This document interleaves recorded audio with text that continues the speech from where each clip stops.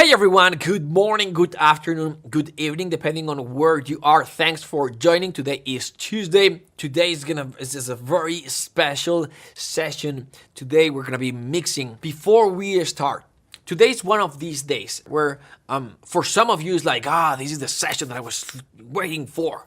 And let me just say something before we start. Two things I'm gonna say. I'm gonna say first the typical thing that I always say, which is mixing is great.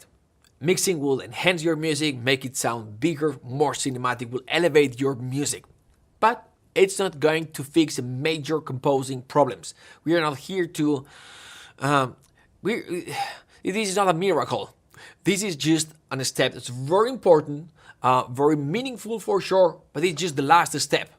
And you have to make sure that when you reach this step, your music already sounds good. So when you're composing, you gotta make sure that your music sounds freaking unbelievably awesome already. All right, and at that point, mixing, you'll be able to take advantage of what mixing can bring on the table for your music. All right, if that makes sense.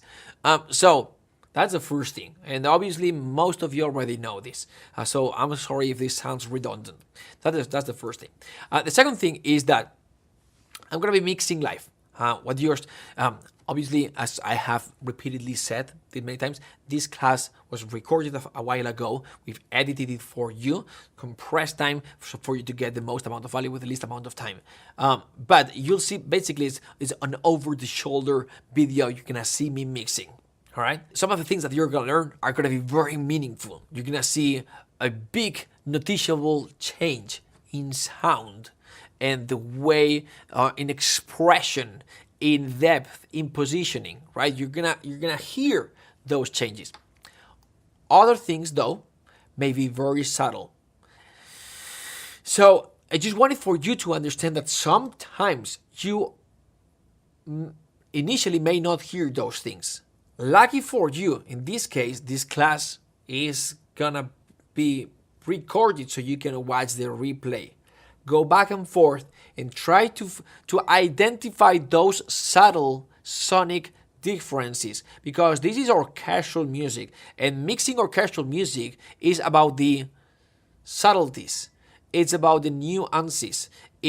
We are not going to apply like super aggressive compression or super aggressive EQ cuts, or it's going to be always subtle changes, subtle EQ, subtle compression, subtle, so it's going to be subtle all the time. There may be times where I'm like, here I'm gonna add a little bit of analog saturation. I'm gonna load this tape emulation. All of a sudden it sounds way richer, adds character. It makes it a little bit more interesting timbrically, and C, A, B, back and forth, and you're gonna be like, this sounds the same to me.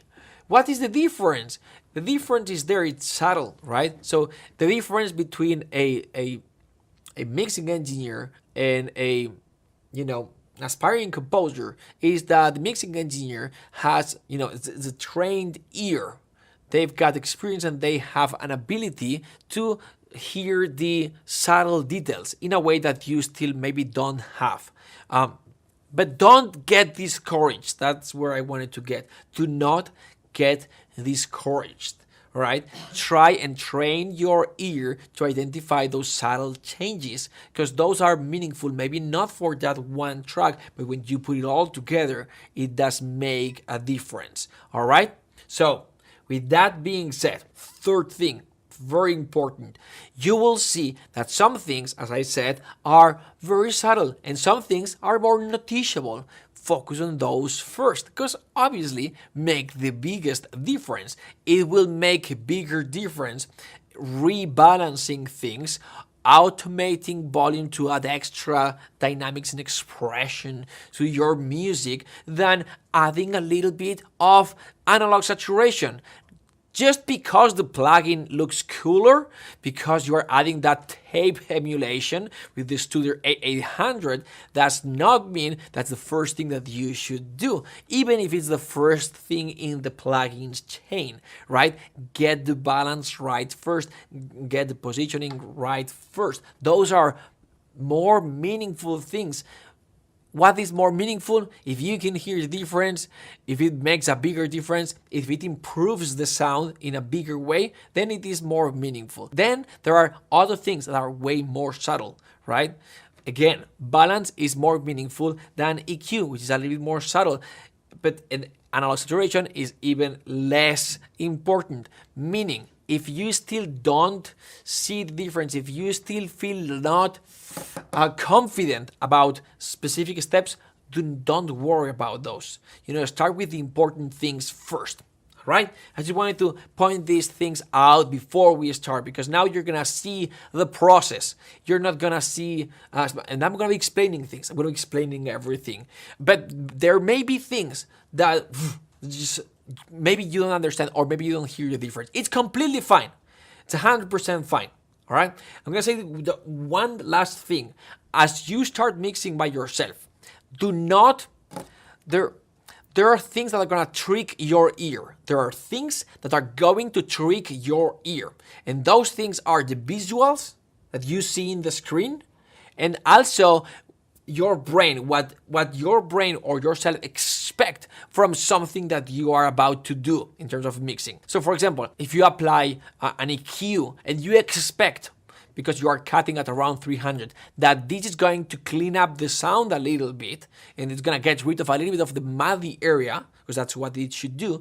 When you apply the EQ, your brain is going to be looking or expecting that result to happen. Try to surrender into the expectations, right? Try to actually assess and listen the real difference, and try to compare without judging the before and after, and try to understand if it's actually helping or not. Because if you have an expectation and you think ahead of time, if I cut around 300, it's going to sound less muddy, and then you apply that reverb and you hear the difference, your brain's gonna tell you, exactly, that's what it happened. Now it sounds less muddy. But again, try not to expect things. Try to surrender to the, or do things without an expectation, and do a true comparison of the before and after, and try to assess if the after is truly better. All right? And also the second thing that will trick your ear is what you are seeing visually. Like for example, you're applying a compressor, you're compressing the sound. Compression can be very subtle, and when it's subtle, it's very hard to hear the difference. But still, when you're looking at the compressor, you will see that the compressor is compressing, and it's gonna tell you visually in the screen how many dBs it's compressing.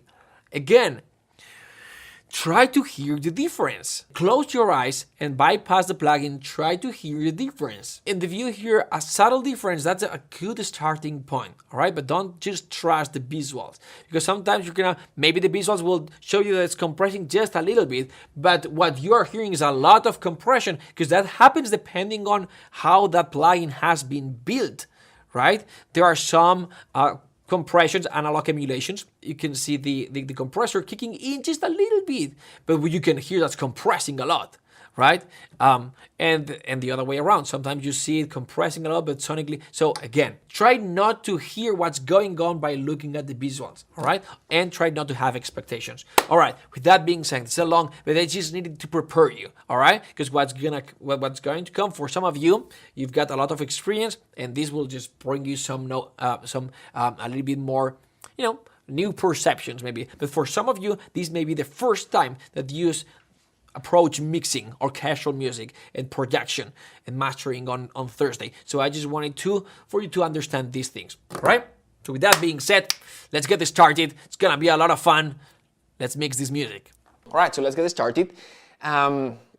Usually mixing for me takes like a perfect mix, or what I understand for a perfect mix, or what for what me means a perfect mix. It's 4 hours. It takes me like 4 hours to 2 days. And even if it just takes 4 hours, maybe it's a simple song or whatever, then I still like going the second day and take a look at it. Just because at the end of the day, your ears are tired, you know how this goes. All right, so let's get started. So the first thing is I have this here. So this is the mixing project. It was a blank, empty project. I wanted to start from scratch, not with my mixing template or anything like that, so you can see the entire process, okay? So I composed the music. Let me just look at the comments. I can hear your audio, fantastic. All right, hey Fausto, hey Miguel Angel, how are you? Thanks for joining. All right, hey everyone, it's gonna be a lot of fun. So this is the project. I start, as you know, my composing process is like a 3-step process: composing, mixing, and mastering. These last two, mixing and mastering, go faster usually. Composing is where I spend most of the time, because the final sound here after the mastering highly depends on if I did a good job here composing. It's like if you compose crap, there's nothing that you're gonna do in the mixing process to make it sound like something decent. All right, composing is 80% of the sound. Good arrangement. It's like good music is good music. Good melody is a good melody, right? And we create that here, right? And then we use all these tools to do the mock-up, you sample libraries and all this good stuff. And then we do the mixing to elevate our music a little bit, all right? Those who bought a mixing course thinking that was the problem, that was going to solve your problem, I'm sorry to say that you were wrong. What will solve the problem is if you are a good composer already and you are having problems, making your orchestral mockups to sound realistic. Your problem is syncastration. You have to learn the syncastration techniques to transform your musical ideas that maybe are already good and you are a good composer into, using sample libraries basically. And if your problem is that you don't have a solid understanding of how to compose music, then you gotta work on music development, harmony, counterpoint, all these things. All right, orchestration. And then it's the MIDI, the orchestral mockup production, syncastration, and then mixing, mastering. Nice, that's a nice addition to elevate your music, to get it one step farther, right? But initially is the music. Cool, let's get started, because I could spend hours talking about this. Where do these tracks come from? These tracks are the stems. So if you remember, if you've seen my template, watch my videos, you see that my templates, usually it's either I'm using the small template, 48 tracks template, or big template, 500-600 tracks template. I've got these stems down below. And so the stems, basically, what they do is I route those 500-600 tracks into 30 or 40 stems. And so those stems are like high staccato, like high short strings, high long strings, low staccato strings, like low short strings, low long strings, and same thing with brass, same thing with woods. And then I've got separation for synths, etc. as well. And then like percussion, high, mid, low, swells. I've got the timpani separated, I've got the electric bass separated. So it's like 30, 40 tracks that receive the audio coming from all the other tracks, 600. So when I'm done composing, I hit A, which is for music export, and that exports the stems that I'm using. And then when I've got all these audio files, which are not a lot, boom, ready to mix. And that makes it easier for me to mix, right? If I had to export this track was using the 500 tracks template. I ended using 120 tracks, more or less. It's a pain in the ass mixing a track with 120 tracks. I can do it, but it's gonna take forever. I'm not a mixing engineer. I don't make money mixing music. I make money composing music. Mixing, if it's something that I have to do for whatever reason, time, budget, whatever it is, it has to be something that it's a fast, agile process. So reducing the amount of tracks that I have to take care of highly increases the speed that when I'm composing and that when I'm mixing, sorry. And still, the trick here is how much can I reduce the amount of tracks that I have to be dealing with when I'm mixing and still have flexibility and options when I'm mixing, right? I don't want to have, like on a stem, I don't want to have an instrument, maybe I have the violins 1, 2, and viola staccatos. That's okay. Most likely I'm not going to need to separate the violas to process the violas differently or anything like that. It's just the high staccato or the high short strings. But sometimes maybe I have like the mid brass long notes and I have horns solo that I would like to have it separated so I can add a little bit more reverb. That would be a problem if the horns section was with, went with the trumpets and trombones and they were doing background material stuff type of thing and then the horns are doing a melody. That would be problematic. Well, my stems are designed in a way so I know that the the track that I typically use for horns, big melodies, it's not routed to like a brass ensemble stem. Okay, so just design your stems or copy mine, and then you'll end having something like this. All right, so let's organize this. I just literally dragged the tracks from here that I had exported. My stems, boom, drag them here, and that's what I ended having. Okay, so just and this guy sounds like this. Let's bring this here. Let's open insert. I'm gonna insert here maximizer, so it sounds a little bit louder. So you guys on Zoom and Facebook can hear this a little bit louder. So some people get confused about this. I'm not maximizing or anything. I'm not limiting. This is just it's volume, so you guys hear it loud. Because as you can see, let me see if I can. As you can see, the tracks are very low in volume. The reason why they're so low is because when I'm composing, all my faders are down, like 6, 12 dB, something like this, and the gains are down as well. And the reason why they are down is because I don't want to overload the master stereo bass, right, like the stereo output. And so everything's down. Is that we are in the digital world, so who cares, right? Just bring down the volume, make sure that nothing is clipping or distorting or overloading any of the stems or the master stereo output. And then we'll do the mixing, same thing. I make sure that all the levels are down, so nothing is clipping or distorting or overloading. And then when I'm mastering, and then I'll bring up the volumes, because we're in the digital world. We are not adding noise unless we are using some sort of analog emulation plugin or analog saturation type of plugin that adds a little bit of noise on purpose to emulate that analog noise. Then that would be a problem, because then we would be bringing up the volume during the mastering step, and we would be bringing up that noise. I never, virtually never add noise just for realism. Maybe sometimes at the end during the mastering process, I adding like overall orchestral noise, like if I want to emulate the orchestra, orchestra room noise type of thing. Done it a couple of times, but not that. All right, cool. Track sounds like this.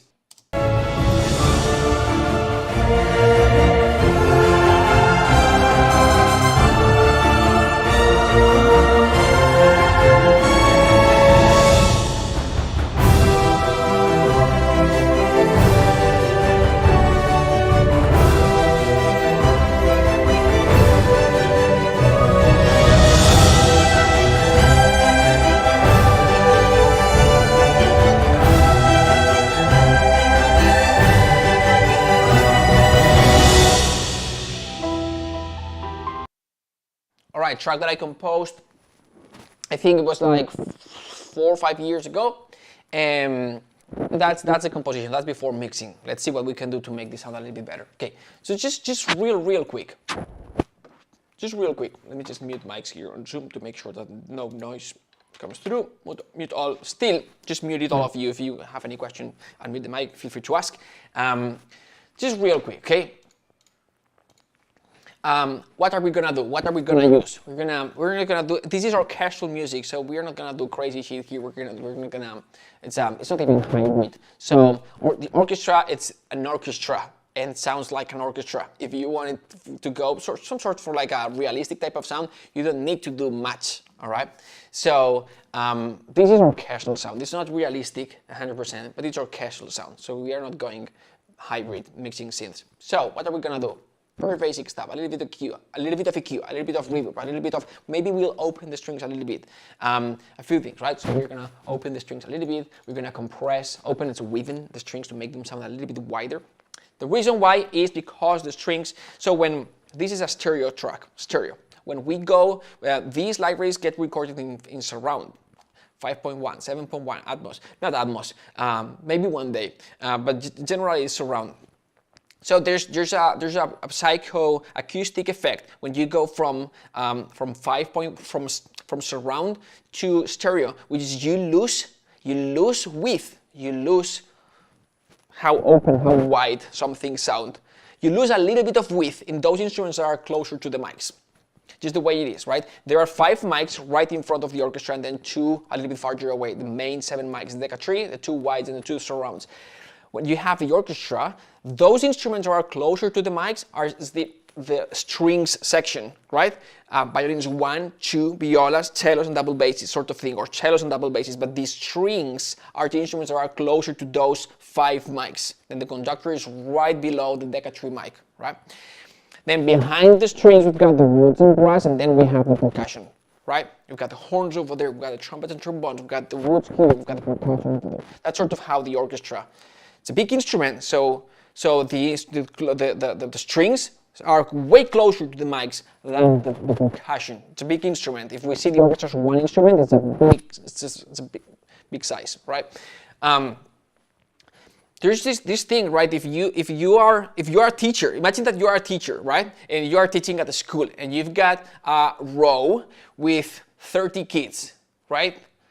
So the first one is John, and then Albert, and then you've got all the 30 kids right there. It's not right here, it's a little bit on the right side. And then you've got another row of kids, 30 other kids on the left side. So this is John, this is Albert, etc. And here's Lindsay, right? So if you look at John and Lindsay, you have to turn your head a lot, like this, right? But the last two kids, you keep 30 in the left row, right row, and you keep 30 in the left row. You didn't have to, you didn't have to turn your head that much, right? So, and the same thing happens with sound, right?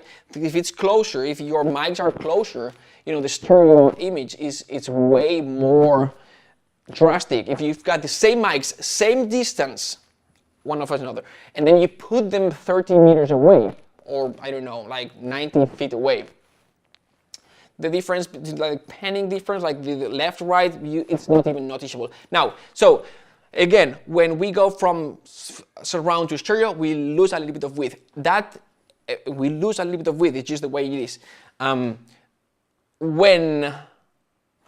the closer instruments to the main mics, that loss of width, it's more noticeable. It's just because they are closer, the same effect than when we have to, right? And so the loss of width for the percussion or the woods, it's also there, but because they are farther away, it's not even noticeable. All right. So we will open the strings a little bit to compete with that. Okay. So open the mix for some instruments, compress percussion, just to help melodic instruments or casual melodic instruments or percussion. Sometimes it's a little bit tricky to find the sweet spot with percussion. Too much percussion overpowers the emotional part of the melodic orchestral instruments, and too loud melodic orchestral instruments, then we lose the punch of the percussion. We'll talk about reverbs as well, and add a little bit of analog saturation, enhance the low end especially for low instruments, and then maybe panning or reposition the instruments a little bit, and then automation. Okay, so I'm gonna get this started, and I'm gonna be explaining things as we go. Now, for all of you watching, I would say check out so I can go in depth. I could spend 12 hours explaining this. I would recommend, and I will talk about all these things, but I'll do multiple sessions. I can't cover everything in 1 hour. But check out, if you've got time, go to the SBO course, and the mixing. There's the mixing part. So 3 modules, and at least do the automation. Watch the automation modules. There are 3 types of automation when mixing: fluctuation, microbalancing, and enhancing emotions. This one here, it's ranging for samples, mixing, right? Mixing, automation, where the magic happens. Just check out this module, this topic. If you've got more time, then check out the rest of the topics. But everything that we're going to talk about today, it's covered here. And the concepts apply no matter what sequencer you're using. I'm using Sonar there. So I'm gonna start mixing instead, and I'm gonna go section by section. We're gonna start with the strings, and then I'm gonna explain the concepts as I'm using them. Okay. So first, the strings. What are we gonna do with the strings? We're gonna open, add a little bit of analog saturation, EQ some of the sections if needed. And then reverb, we're gonna have different reverb depending on long, short strings or high, low strings. And then automation, fluctuation, microbalancing, and emotion. That's what we're gonna do for the strings. These are the things that we're going to do for the brass. These are the things that we're going to do for the piano, harp, celesta, etc. And these are the things that we're going to do with the percussion. The most important, and then melodic synths, etc. The most important things when it comes to strings, to me, is open the strings and reverbs. Automation is always the most important thing. That's what makes the biggest difference, okay? In every section, every instrument, because it is what makes the music sound alive. All right, it's adding those, music is emotion, right? Samples just it's non-alive. It's dead music type of, it's like a sustained note with nothing but just stillness. And unless you want that, in general, that's not music just yet, right? And so we add layers and layers and layers and layers of emotion to make that music sound alive, right? We add emotion when we are recording, when we are composing, with adding expression, modulation, vibrato, and controlling all these things. Maybe switching different types of legato transitions so it's realistic. So sometimes it's more portato, sometimes it's faster legato, then more vibrato, less vibrato, right? Expression, modulation, crossfading between dynamic layers. Then different types of articulations from flautando to sul tasto, right? Things like this. To make it sound realistic. Now, when we are mixing, we can add another layer. So we just mentioned like 6 or 7 layers of realism. We can add more layers to add even more emotion. When we are mixing, dynamics are already there. We can enhance those even further. And you may think like, that is not what happens in a real orchestra. You know what? Yes, it is. When an orchestra gets recorded, mixing engineer is going to write the strings, going to write the brass if they record it separately. It's very common to see the mixing engineer enhancing those dynamics. And if there's like a long note, you're going to see them like moving the faders, just creating a little bit of volume fluctuation, half a dB or 1 dB up and down, fast movement, just to add a like type of like vibration movement type of thing, imperfection to the sound, the human type of imperfection that actually helps music sound better. So that is what's going to make your music sound better. Then we've got the plugins and the cue and the reverbs and all these things. That's going to help it not as much as adding emotion to the music, just making music. All right. So, but other than automation in each one of them, the most important things for the strings are going to be opening and reverbs. That's in my opinion. For the brass, in general, we won't need that much for brass, depending on the library that you're using. But if you've got like a melody, like a trumpets melody or horns, what's going to help the most is going to be reverb. Sometimes analog saturation helps thickening the sound if that is what you want, like a distress or something like this. For piano, harp, celesta, it depends on what they are doing. It's a piano that's in the orchestra or separate, so it depends. There's not like the most important thing. For percussion, the most important part is going to be compressing the percussion. That's going to be the most important part. And that's it. Okay. And melodic synths depends on what the synth is doing. All right, so let's get started. So I'm gonna move the strings up there so I can work with the strings. So I've got the strings long, high here, strings long, high, strings short, high, and then I've got the strings.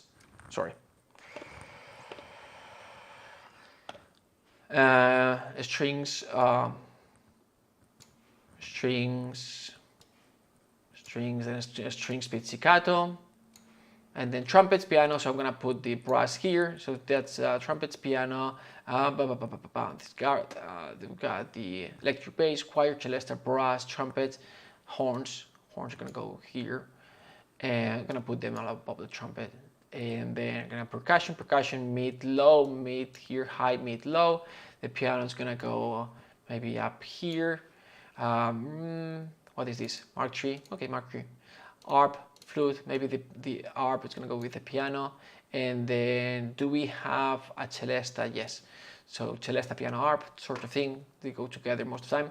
Then we've got brass, so trumpet, so horns, trumpet, brass, choir. Electric bass is going to go down here. We're going to put the woodwinds. I think I just have a flute below the brass. I'm going to put choir with brass because it's gonna go together. And then percussion, Mark 3, high percussion, mid percussion, low percussion, electric bass. Okay, so these are strings short, high, and then strings low. What was that? strings long high, and then strings short low, and what is this? Strings very low, that's basically double bass, and then strings pizzicato. All right, let's do this. So you know what, I'm gonna put this up here, and I'm gonna color them because we're gonna be working with the strings. I like yellow for strings. Cool, let's do this. All right, let's go one by one, and the first thing that we're gonna do is we're gonna open the strings. Okay, we could just route all the strings into a bus and just open the entire strings. We're gonna open them one stem at a time because I like using S1 for the high string and S1 shuffle from waves for the lower strings. Let's do this.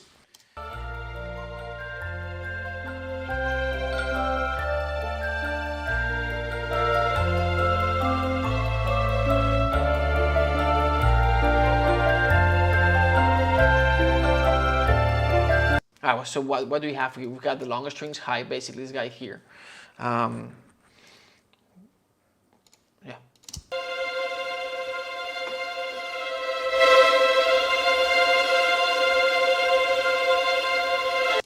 So real quick, let me just make this a little bit. I'm gonna do this. See if I can do something that makes sense.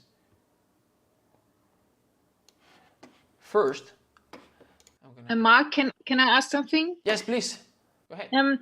Why don't you group the strings pits as a sort of short high section? We have short high, long high, and then what makes them different than the other strings? Oh, good question. At the end of the day, I'm gonna give you an answer, but at the end of the day, do what makes sense to you in your composing workflow. The reason why I separated them is because I was using an ensemble patch for the pizzicato strings, and then so it would the pizzicato strings in that example, it has the lowest strings and the highest strings. They do something very, very different to the rest of the strings. It's a section here. It's like I know that when I'm mixing, I'm gonna need to have the pizzicato string separated. So that's so. Sure. Yeah, try to, when you're organizing your stems in your template, try to have it so out of the box. Always, you're gonna have the max amount of flexibility, but every piece is gonna be slightly different, and you may have to modify a little bit of the routing in your template. I have at this point 4 auxiliary stems. An auxiliary stem is just other stuff that I don't know where to put. And sometimes when I'm composing, I'm like, I know that I'm gonna need this separate when I'm mixing. And so maybe it was routed to the highest short strings, and I change it momentarily to the aux stem, because then when I export, I know that the aux stem is gonna be whatever it is, right? I just have to remember at the end of when I'm done composing to reroute it to the right spot. So it's, yeah. Okay, I get it then, but normally you reserve 4 auxes for the short high, long high, short low, short long high, low. No, it's just so yes, I have all the short high, short low, long high, long low, for all for strings, brass, and woods. For brass, sometimes I don't even have the high and lows. I just have short and the auxiliary, the aux stems, just a series of aux stems that I have there, extra stems. Does it make sense? Yeah, it's project dependent. Yeah, a little bit, yeah. All right, thanks for the question. All right, so we've got this guy here.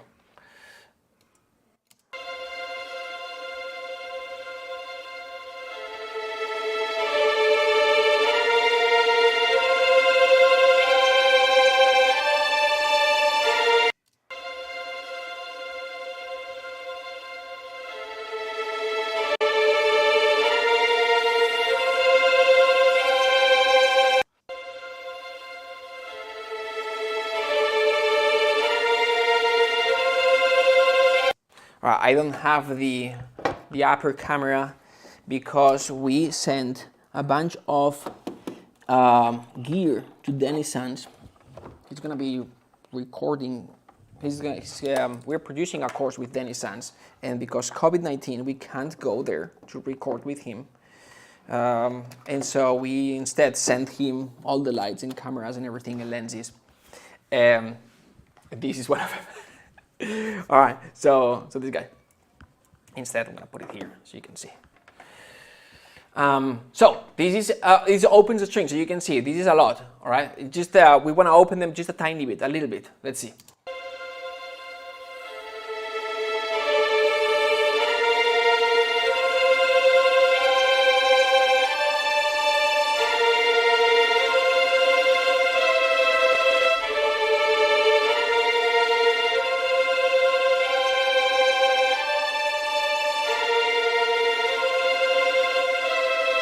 All right, that's good enough. And you may be thinking, what the heck? I don't hear any difference. Try to pay attention. Those on Facebook, you'll hear it, and those on Zoom, maybe. It's like when you are mixing, you don't have to focus on the sound in general. You have to train your ears to search for the difference, right? So if you are EQing like the 300. Then you are just cutting a dB and a half in that area. And the difference, if you're listening to the entire sound, then it's gonna be super hard to hear the difference. Now, if you are able to sonically narrow there, right, without using any tool, you can use tools. But if you are able to sonically, it's like our ears are like our eyes, right? We can be looking at things like this and we are not seeing anything, right? We are at the beach and it's like hundreds of people and we're just looking at the water and we don't really see anything, but you can focus on that specific guy, right? Looks so sexy or whatever, right? And we can focus and you can see what they are doing, right? Or whatever. Just it's a lame example anyway. But with sound is the same thing, right? With sound is the same thing. So try to focus now. What I'm focusing on is I'm focusing on the sides, on the extreme left and right. And when I'm bypassing the plugin, I'm trying to see if there's a difference, if there's some extra sound that's filling those extra left and extra extreme left and extreme right areas, if that makes sense. Let's try to pay attention to that. I'm gonna hear this a little louder.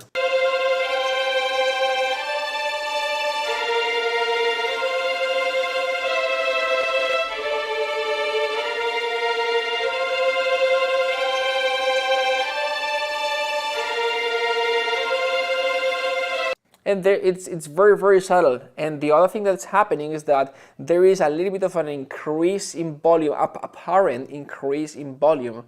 And that's not the difference that we are trying. It's like, oh yeah, the sound changes. No, don't focus if the sound changes. Is it changing in the right direction? So we are trying to open the strings. Is it? And what I'm trying to do is open the strings, but in a very subtle way. If I do this is 146. If I do this. Can you hear the difference? Yes, you can hear the difference now. But is that realistic? Do you want that? Well, sometimes you may. Yes, sometimes you may. Is this gonna help the mix? Is this gonna help opening the mix? Yes. Is it going to create more space? Yes. Could it help creating more clarity? Yes. Is it what we want right now? Not for me at this moment, because I'm trying to go for a more realistic, less produced type of sound. Okay? So I'm just trying to open the strings a little bit, just a tiny bit. And but I want to make sure that I'm opening them, right? So 146, which is what I had it at 142 or so. It's enough. I can hear we are opening the strings a little bit. It's it's noticeable, but very subtle. Okay, so that's what I want, and that's what I'm gonna stay at.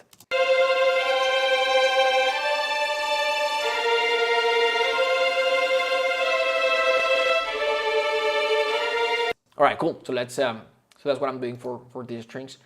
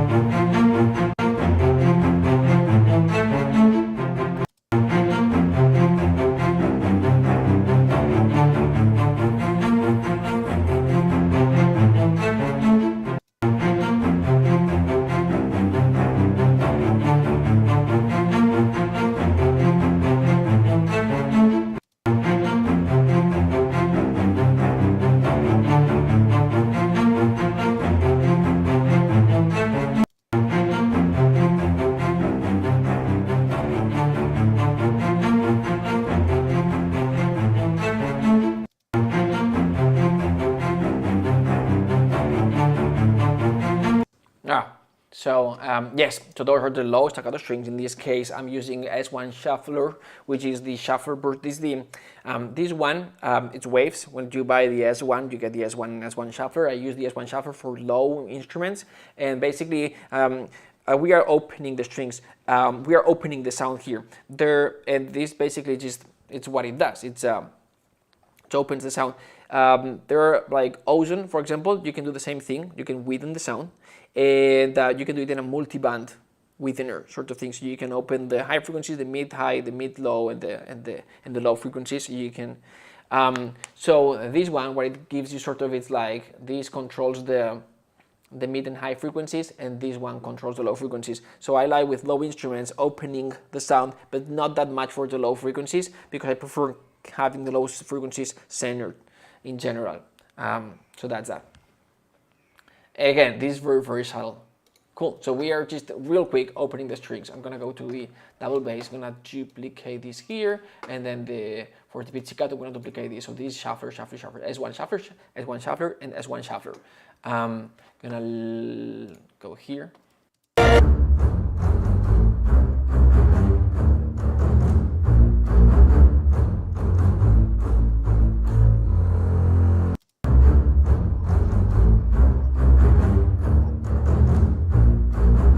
And you may be asking here. You may be asking why. So there were long notes and short notes here for the double bass Cs. And you're like, why do you have? If you like separating long notes and short notes, why do you have long and short notes in this track? It's because usually when I separate short notes and long notes, it's because I have then flexibility when I need to apply a reverb, right? More reverb for longer notes, less reverb for short notes. But in this case, it's a low pitched instrument. It's a double basses. I'm most likely not going to add reverb to double basses, because that is not gonna help gaining clarity, but the opposite, right? It's gonna create muddiness. And is this also the reason why you separated them? Because we could say that the double basses belong to strings low, but why do you keep them separate?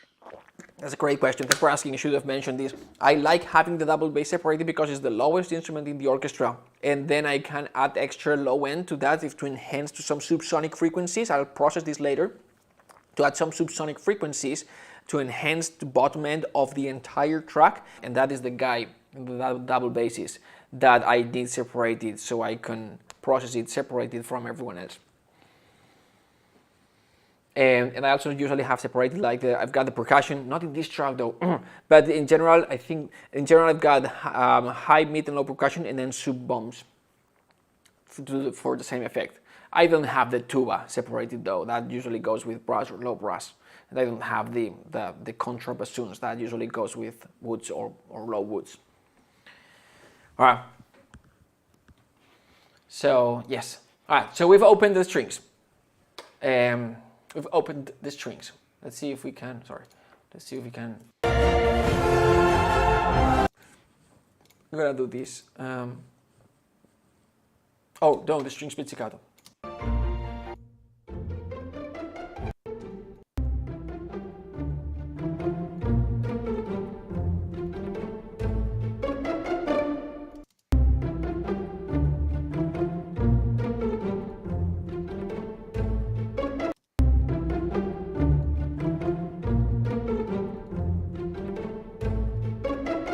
All right, good. And I'm going to make this a little bit smaller, like the, oops, like this. No, like this. Come on. Sorry. Trying to move fast here. And then we're gonna create a new folder. New folder. Yes. Folder here. This guy's up here. If you let me put you here. All right, cool.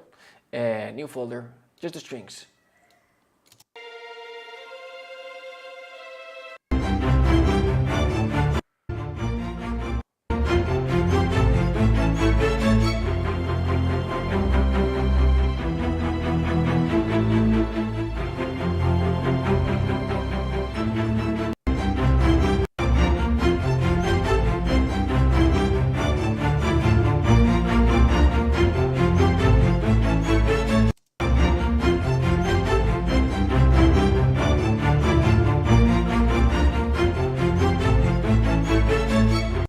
Maybe here, all of them.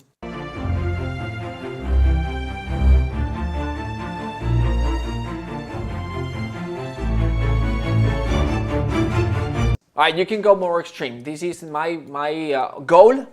My goal, the outcome that I want for this to sound it's not realistic, realistic type of sound, but I don't need it to sound super produced. Like production in this track is like, no, it's somehow realistic, somehow.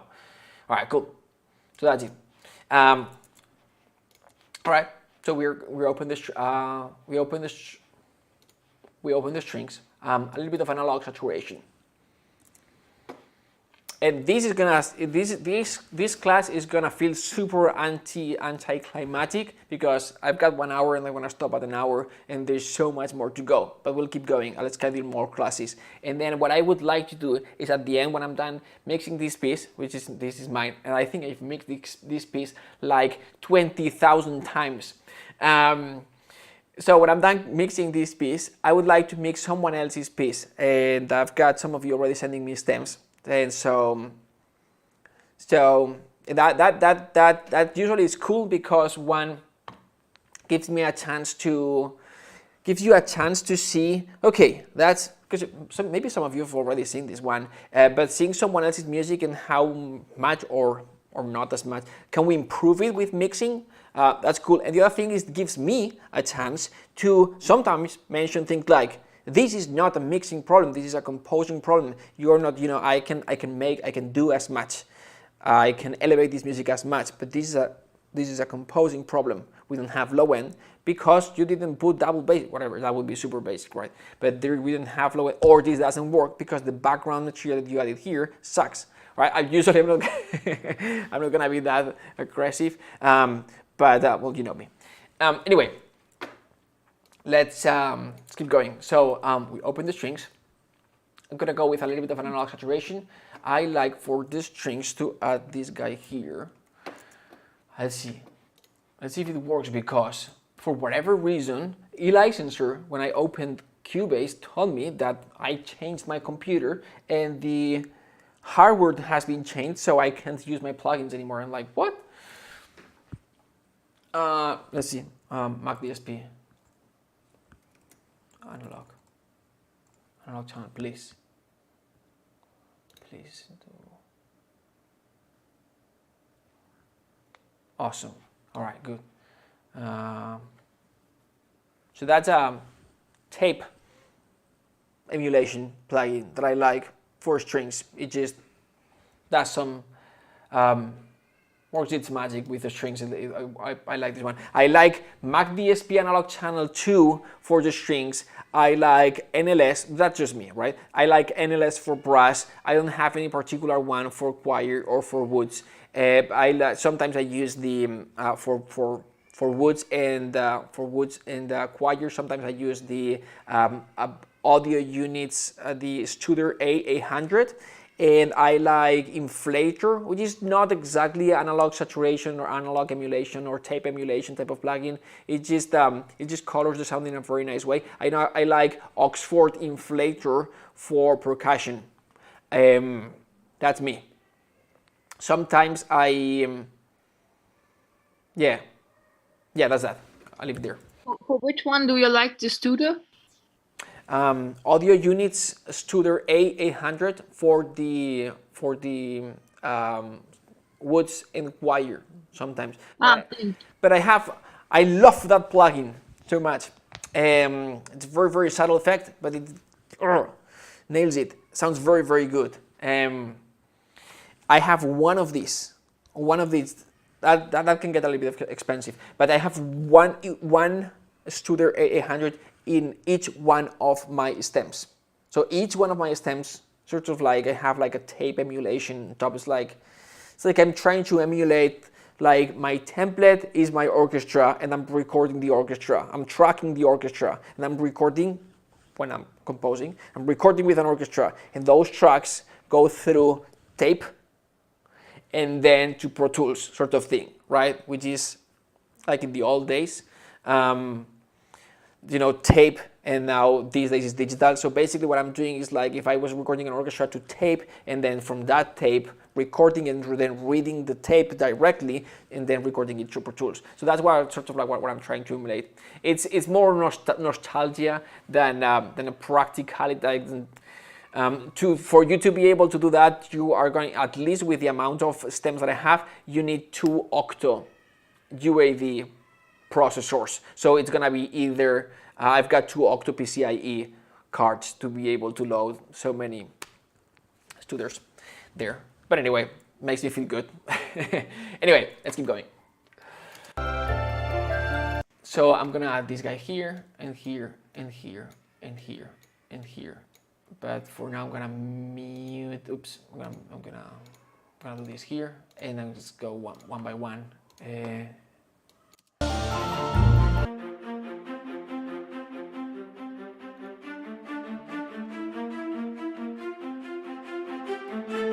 I'm gonna do one, and then I'm gonna move because it can get boring. So basically,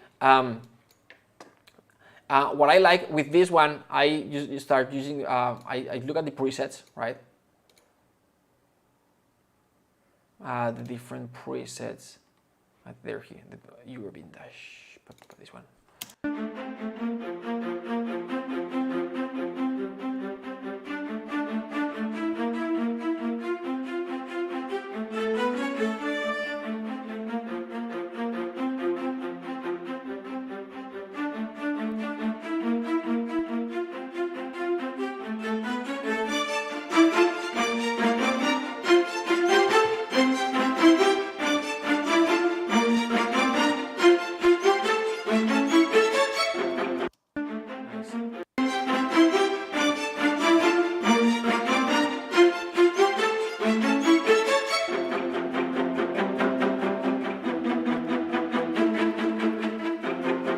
Right, so this is subtle, okay? But basically, and then as I'm done with this, we're gonna go into more obvious things. This is very subtle. Basically, I'm just trying to look for a preset. Depending on the if you've recorded with tape, then you should know what you're doing. But most of us, we've not recorded. I own the tape machine because I love analog and all this. But when I moved to LA, I sold it obviously because it's a piece of equipment like this, right?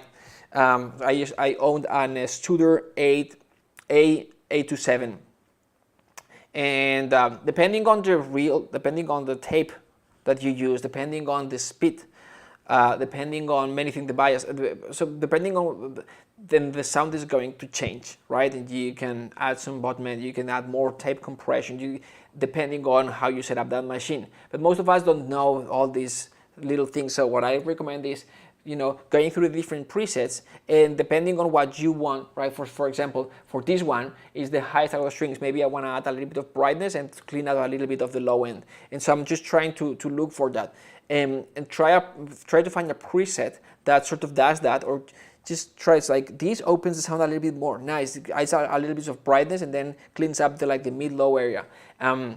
And then listening context, which is the most important part, because one thing is what you think that you want, and then the other thing is that is this actually helping or not, right?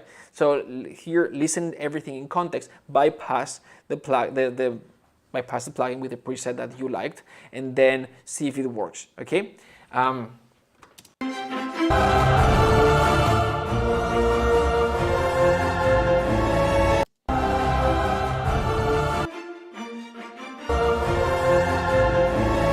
I'm gonna gonna bring the, let me see, let me just let's bring everything down. 1 second. -10, whatever. Okay, cool. And now what I have is control over this one, so you can hear that a little bit louder. Oops.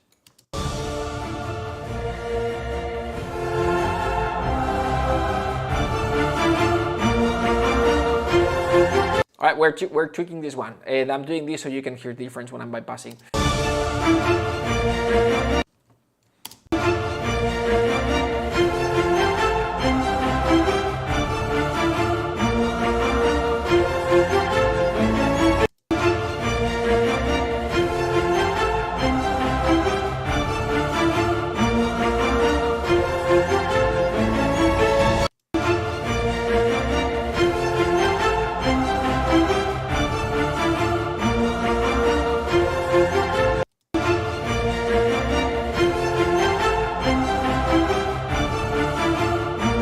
You know, you see how it does something that's like even if it's like what it's 10 dBs above. When I apply this effect, it sort of like helps it blending with the rest of the instruments in a little bit. It feels like it moves them a little bit farther away while opening the sound, adding a little bit of brightness, which, you know, that's cool. It sort of cleans the mid-low area, and it opens the sound a little bit as well. Very subtle. Just look for those things that I described and see if you can catch that. So that's very, very, very small. Again, it's very subtle. Let's go with a little bit more obvious things, and I have to go in 5 minutes, but all right, so we said that open the strings, analog saturation, EQ. Okay, let's do EQs and reverbs, okay? And then automation. It not necessarily like you can start with automation and then reverbs, whatever works for you. So EQ. Let's start with the with these guys here.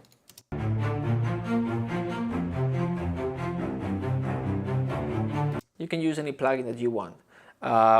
I generally like using analog emulation type of EQ plugins, just because, again, it adds a little bit of that character, that sound that I like. And I know exactly, and I said this type of sound that I like, and I know what plugin I use that creates that sound that I like, right?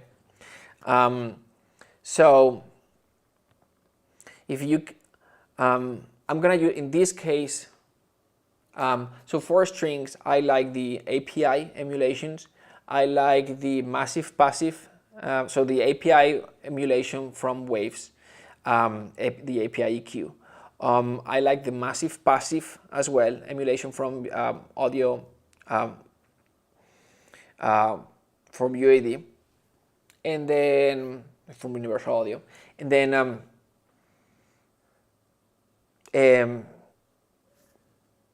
sometimes if you have a hard time using like an emulations, like it's not as easy to see as using something like FabFilter Pro Q, then well, like if you use like FabFilter Pro Q or any just like digital flat type of reverb type of thing instead of an emulation, it's gonna sound just fine, right?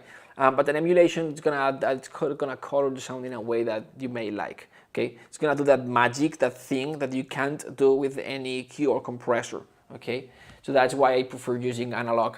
Analog gear, I don't use any analog gear. I mix everything in the box, but I like using analog emulation type of plugins.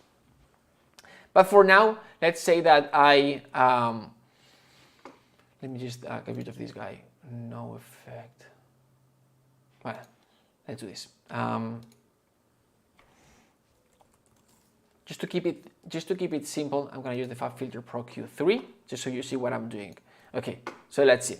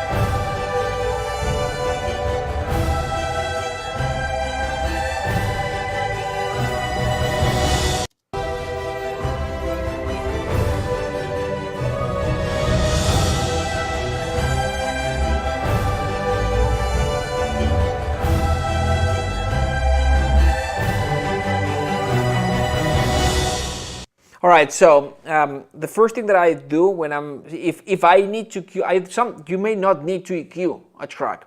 So when I go like, okay, I'm going to EQ this track, it's like, why would I need to EQ this track? Is there any need to EQ this track? So what I'm doing here is I'm trying to see if there's anything underneath this.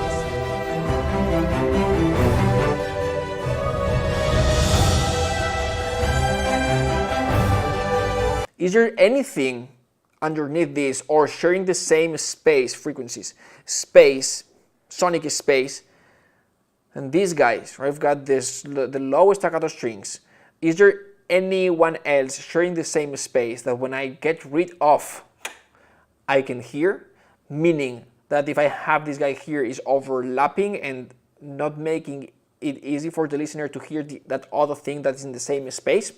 And so I'm trying to find what could I do to create a little bit of extra space, to create separation, to add clarity to the mix, so we can hear other instruments that are in the same range, in the same space, right?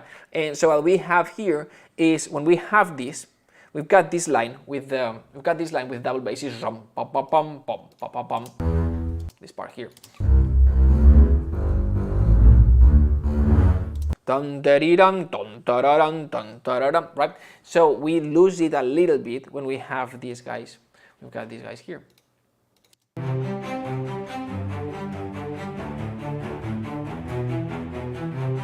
And so because what we want is to hear this, what we want to hear that. We don't really need the body, the low end, like, right, because we have that in another track. So what we're gonna do is we're gonna clean up a little bit of that mid-low area, okay? So that's what I'm gonna try to do. So I'm going to try to look not just for the annoying frequency. What is the annoying frequency? It's the frequency that's preventing me to hear clearly the other thing that I would like to hear, which is the lowest strings, in this case double basses, okay? So let's do that.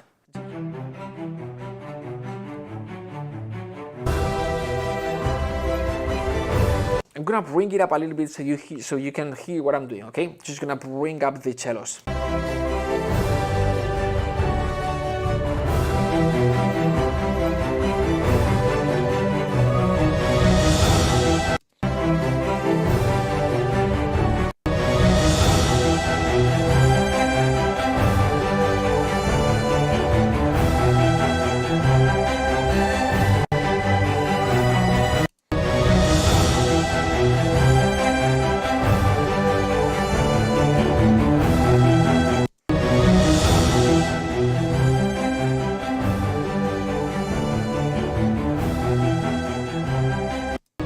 We are trying to find that annoying frequency, okay? So here we go.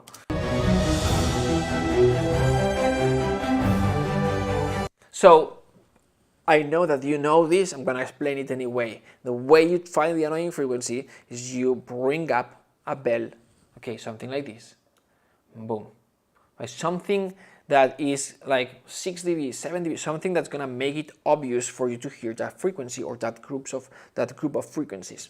Then you're going to narrow the cue a little bit. Usually it's going to go like this. Then you're going to narrow it a little bit so you can focus on that frequency. Otherwise, you're going to hear a lot of sound being affected. So you're going to narrow cue a little bit, bring up the cue. And then you're just going to move it, back and forth till you find the spot that you want. So Fab Filter Pro Cue has this thing where when you click it, you move. You actually just hear nothing else but this area here. You can use it for that may help. I'm not going to use it initially, and then I'll use it so you see what this does.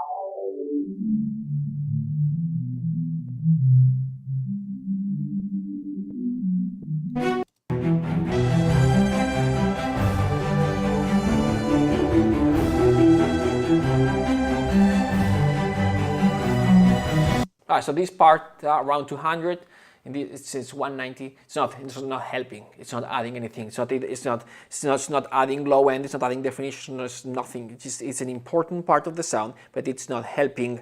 And we're not gonna get rid of it, but just gonna decrease. I'm gonna cut a little bit, like 1-2 dBs, and that's what we're gonna do now. We're gonna bring it down, and we're gonna open the key. We're gonna open a little bit this.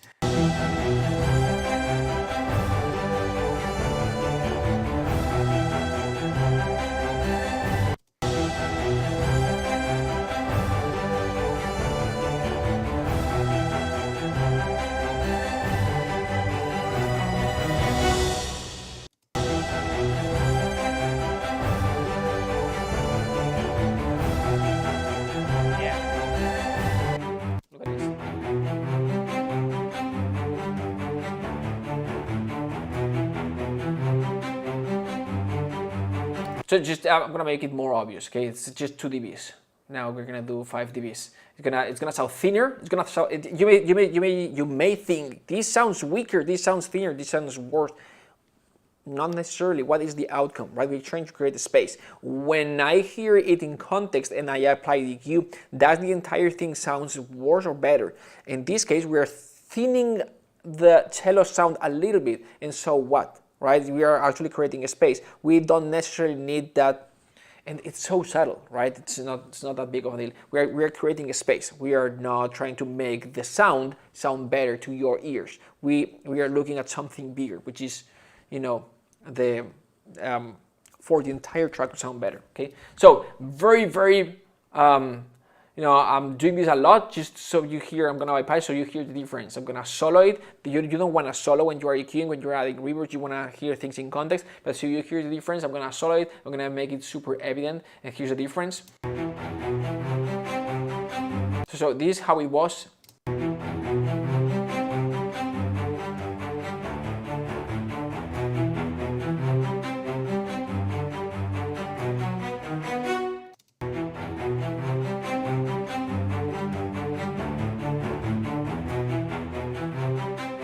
Right, cleaning up that area a little bit. So minus 3 dBs, minus 2.5, which is what we had.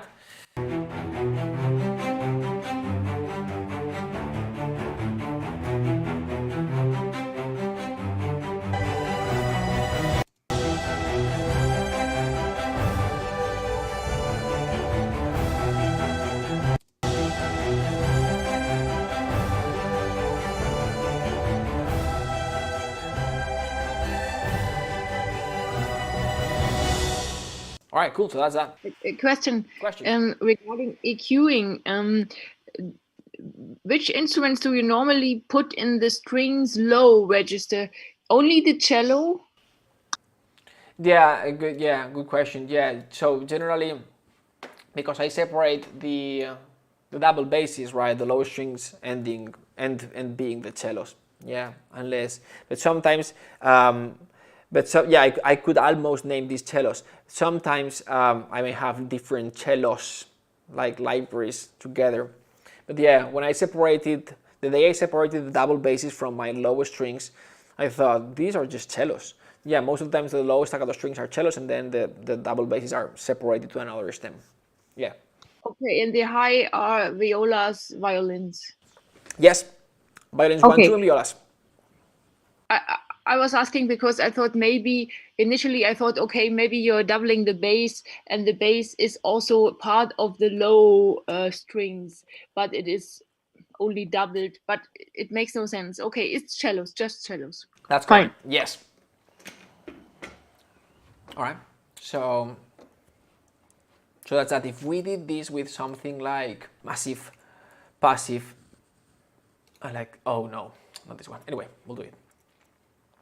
This is the mastering version of the plugin. Let me just replace it. This one. Excuse me. Okay. So now we could copy, right? We could copy what we've done. We've cut a little bit at around 20, boom, and then we've cut a little bit. So cut. That was cut. We cut like 2.5 dBs. I'm gonna use my ear to see how much. The thing with passive is that it is you can move the knob a lot, and the difference is not that much. So I like the, usually like the Cubase plugins, you're just gonna, like the ones that come with Cubase, you're gonna EQ things, and then you're gonna move it a tiny bit, that knob, and already it's 2 dB. So it's like, oh, I hate this, right? That's why, I like Pro Alpha Filter per Cube, because you can select like 6 dBs or 3 dBs, and this looks like a lot, but actually it's just 269. So it helps the composer not to mess up, right? Because you have to know exactly what you're doing when you are using cheap plugins, or the plugins that come with, you can make something sound great with cheap plugins most of the times, these days especially. But sometimes the way they are built is like, they don't help the composer or the mixing engineer do things right. All of a sudden you've already cut 4 dBs, which is great, it's a lot. So that's why I like this unit as well, because it seems like a lot, but sometimes it's not that much. So anyway, it would be 2.6 at 160, 186 or 200, something like this. We've got 180 here. That's the closest that I would have. Gonna bypass this guy, and then I'm gonna do this.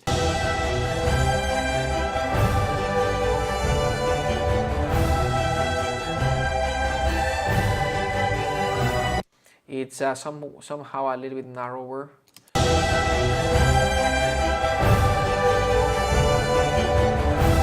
Careful, it's a bell. It was selected bell, but not shelf. Just if you're using this plugin, it's a bell.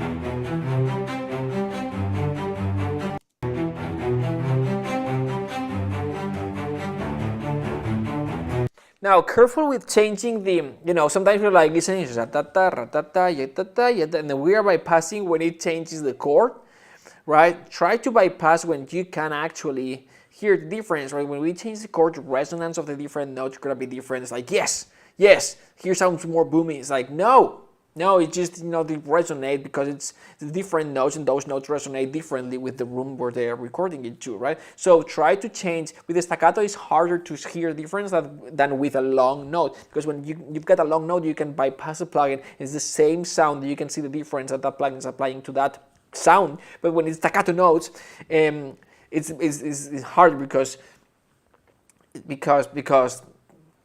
it's changing notes, and you can sometimes, like, it's harder for us to hear the difference. So on top of that, it's changing chords as well. Then try to bypass it in a moment where you can actually hear the difference. Okay. So anyway, these things.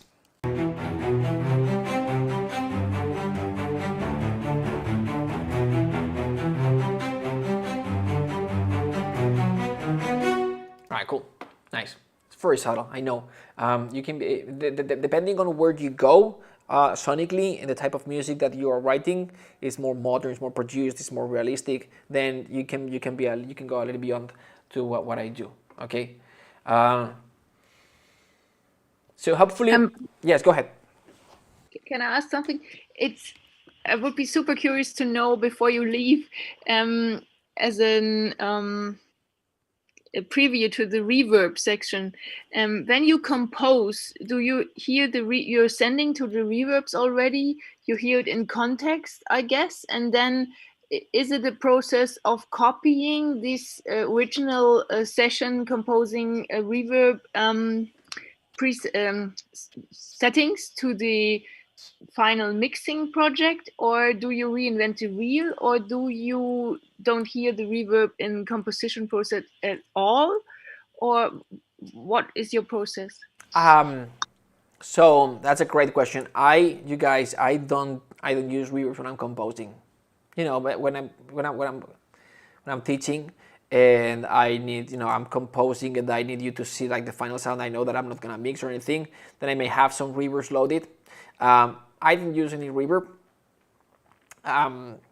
Like That's practical. That makes it much easier.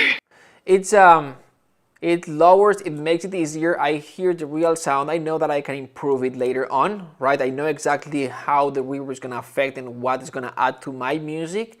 Most of the times, 90%, I teach all this process, right? Composing, mixing, and mastering, and which it is useful when you need your music for a contest, for library music, for an album, something like this. Like the final product has to sound outstanding. In a movie, I don't mix the music. Someone mixes the music for me, right? Because there's a budget, and someone better than me can mix my music. And at the beginning, I used to, like free control, Marc went to the studio to see what they were doing, right? And that taught me a lot, by the way. But I didn't mix the music because I don't have the time. I have to be working on, you know, for the good of the project, I have to be working on the composing, and someone has to be mixing the music. Sometimes the music doesn't get mixed, right? Because I need to send the tracks because it's a TV movie. It's not that much budget, not that much time, so we don't have time to mix. Not even like, not talking.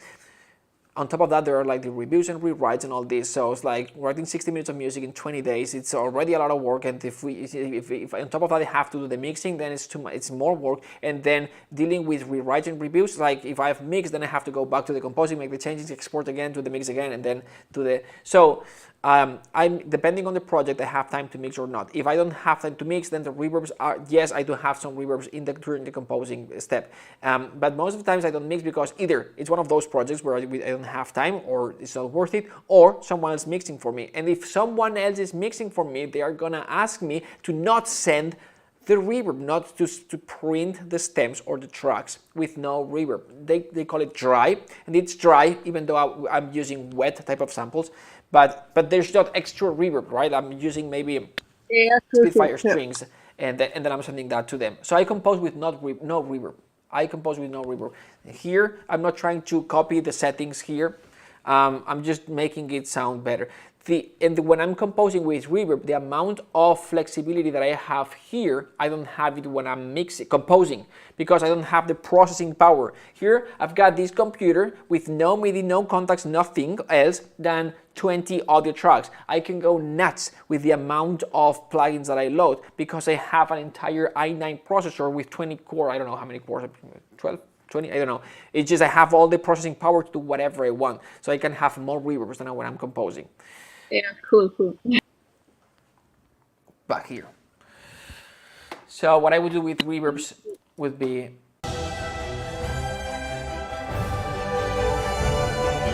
so real quick. So staccato shorter strings, let's gonna start with the obvious one, staccato's long strings. Yes. So you know the theory, more reverb for long notes, less reverb to short notes, more reverb to high pitched notes, less reverb to low instruments, okay? And generally, what that means is that I'm gonna have reverb for the high long strings. I may or may not have reverb for the staccato strings. I will not have reverb for the double basses, will not have reverb for the low strings, these cellos here. I may add a little bit of reverb to the pizzicato strings. That's what it means in the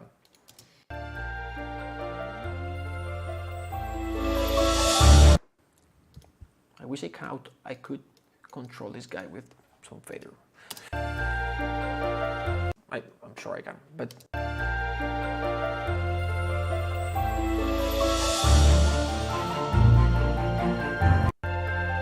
by the way, I'm gonna add reverb now.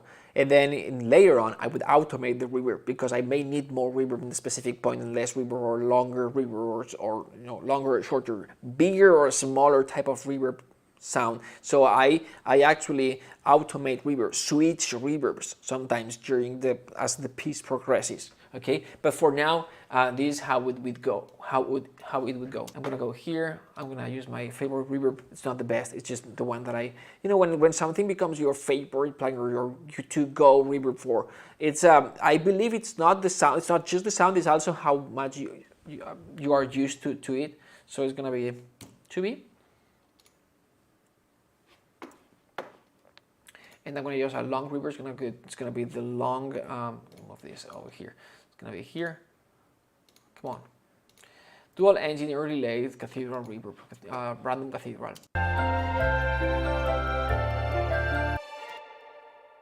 Super long reverb. It's gonna 5 seconds reverb. So I'm gonna bring it up because a long reverb for me, for orchestral long, it's 3.2, 3.4, 4.2. It's super long.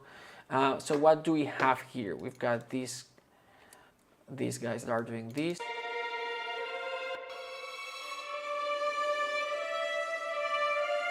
Right, so when I've got this long, high-pitched note sustained,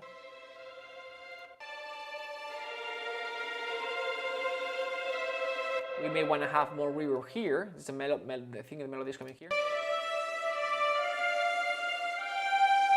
We're going to want to have less reverb because it's long notes, but shorter compared to the things that we've got here. So anyway, let's find the sweet spot.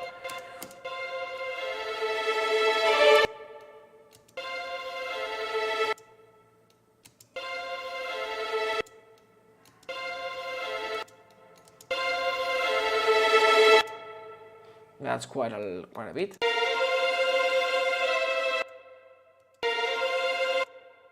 So the number one problem that I find when you guys submit, not the number one problem, but when it sound related things that I usually say. So usually when I'm giving you feedback, I focus on syncastration most of the times, and then I transition as you get better at syncastration. I transition to like production type of comments. And the number one problem usually when it comes to production type of thing is like it's just too much reverb. So it's too much, I compose without reverb. Sometimes I don't have time. I don't even print reverb. Just export and it's good enough. Reverb adds a little bit, but we don't need that much reverb. Those instruments already sound wet.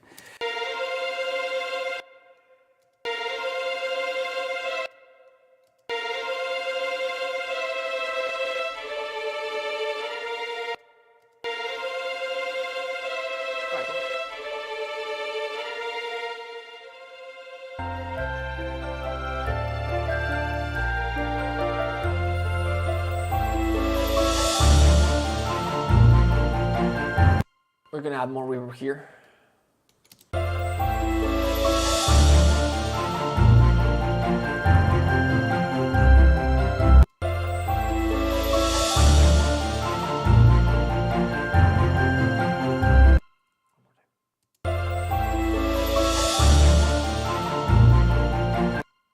We need more. More.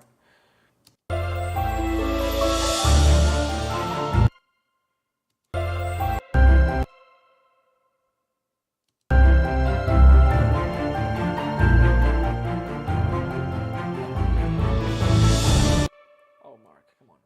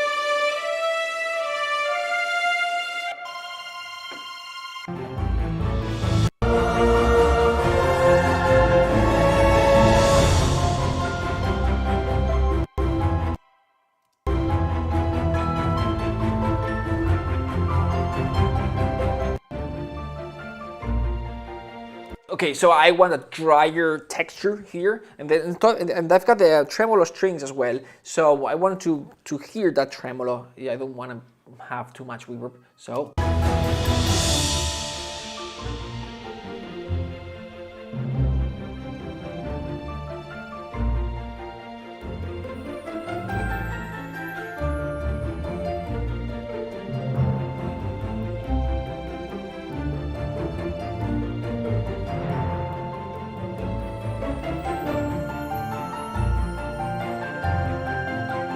Okay, so now we are connecting with the next section, melody coming in later on, and then the re-exposition, like the bringing back the material from the beginning, like just the same thing over. A question. Which parameter is it that you automate? Mix, the amount of reverb. The amount. Why don't you use a send? Oh, I could definitely 100% I could use a send, yes, because I'm gonna use so many different reverbs. I would use a send, but in my composing project, usually like I've got like 3-4 reverbs, maybe like, I don't know, short, mid, long, and then I use sends. Here, I'm gonna be using so many different reverb for each instrument or for each stem is gonna be a different reverb. So when I'm composing, I insert the reverb. I see you tailor it even more specific to the track, to the mixing track. Yes. It's not a shared reverb from. I guess I see. Exactly. What that gives me is more separation, different color of reverb, different space sonically that the reverb is using. Like I always put the same example, but I think it was the first time that I hear something like this was like the Michael Jackson Dangerous album. Was every instrument was recorded in a different room and even different studios. When they put that together, that album sounds so much clarity and separation, right? And just that, like it's a pop example, right? But still, these days sounds freaking awesome, right?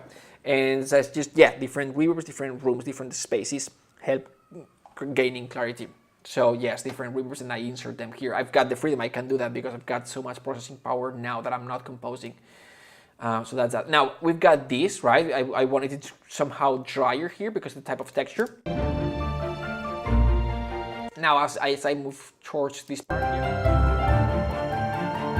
we are building towards melody coming back and then connecting with the section that we've seen before. So I'm gonna be adding more and more and more reverb.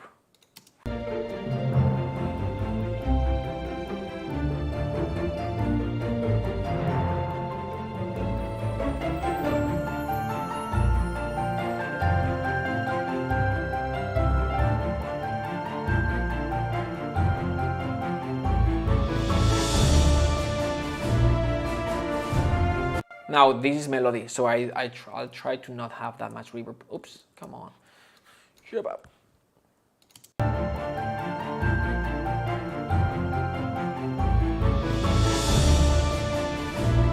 And I'm gonna shorten the length. Not that short.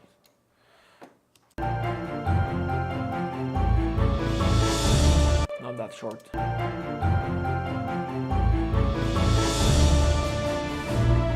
Right, did it change? A little bit, it's right here. Same thing here, right? Melody coming in here. Yes? Question? Can you explain a little bit more about your thought process, about the rules of your automation technique? Do you think if this instrument needs to be, I will make it more dry, I will make it more wet? But you decide from phrase to phrase, I guess. Now you were talking about, oh, here's the melody coming in, then I need to do this. What is your thought process? That's a good question. Okay, I'm gonna give you first a few rules. First, generally a long reverb orchestrally mean it's like 3.5, maybe 4.2. That's a long reverb. When and you can have that for long strings, long woodwinds, something like this. That's the length. The amount, and I'll get to your point, to your question. So that's length. 4.2 would be the max sort of thing. If you have like a trailer wet piano, ding, super long, that maybe you can be like a 10 seconds reverb. But in general, for like realistic orchestral, 4.2. Then short reverb, maybe staccato strings, 1.8. 1.4, something like this is a short reverb. For percussion, maybe you can add a little bit of air. For like 1.4, 1.8, 2.2 maybe, right? That's a mid reverb. So that's first thing. That's so when I move the reverb, I listen to it, right? But I know the numbers a little bit where I want to go, or the limits that or the thresholds that I'm crossing, sort of thing. I know I'm aware of those. So that's the first thing. The second thing is it's section by section. Is you are the composer. When you are mixing, there's a good thing and the bad thing for you being the composer. The bad thing is that sometimes you wouldn't do things because you don't. I'm not gonna do this because that's not, what I intended when I was composing. If you are sending the music to someone else, they don't know exactly what you wanted.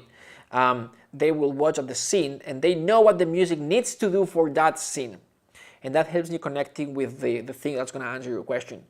What does the music need to do musically? What is the outcome? What was your goal when you were composing this specific section? And what needs to happen so it transfers clearly, so the outcome traduces clearly to the audience or whoever is listening to the music, right? So section by section, for example, I'm gonna go over 3 of them. If I go here, I'm gonna make this smaller. So if I go here, the track starts in the introduction, right?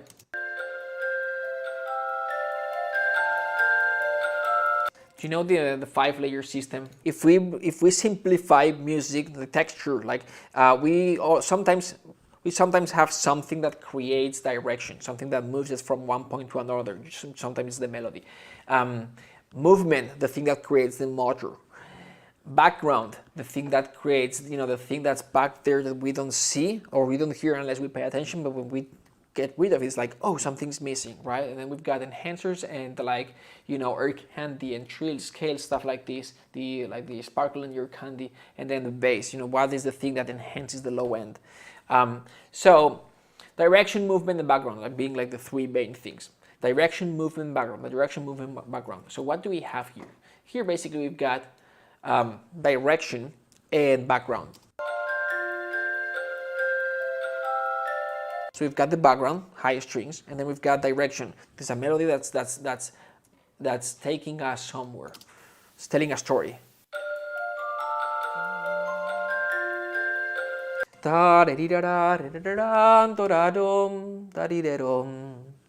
So we went from here to here. Repeats. 5,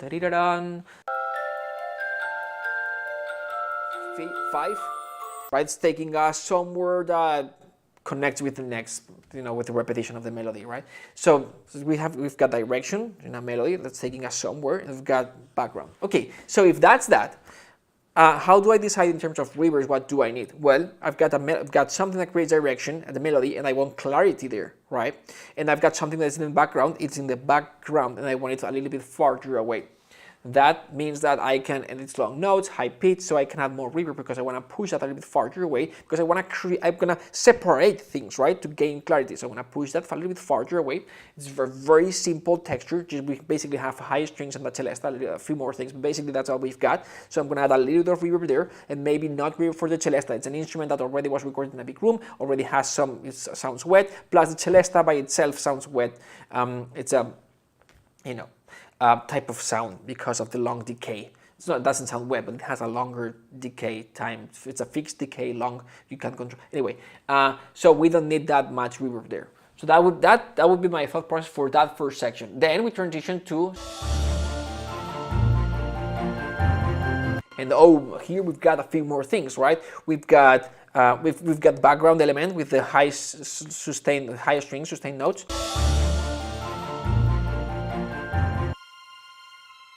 We have a motor here. We've got something that creates movement, right? Movement. This guy here.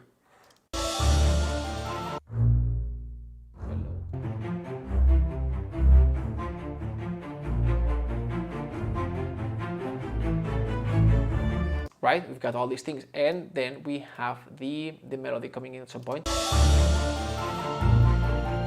We've got a piano with the melody. This is right here. Hello, solo.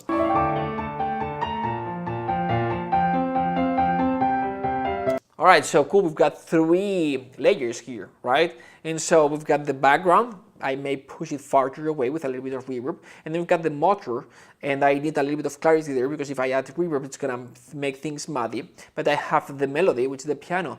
The piano could benefit with a little bit of reverb, but it's the layer that should stand out. So I may bring it up in volume a little bit, add a little bit of reverb. It's gonna make it sound it's gonna beautify a little bit the piano sound.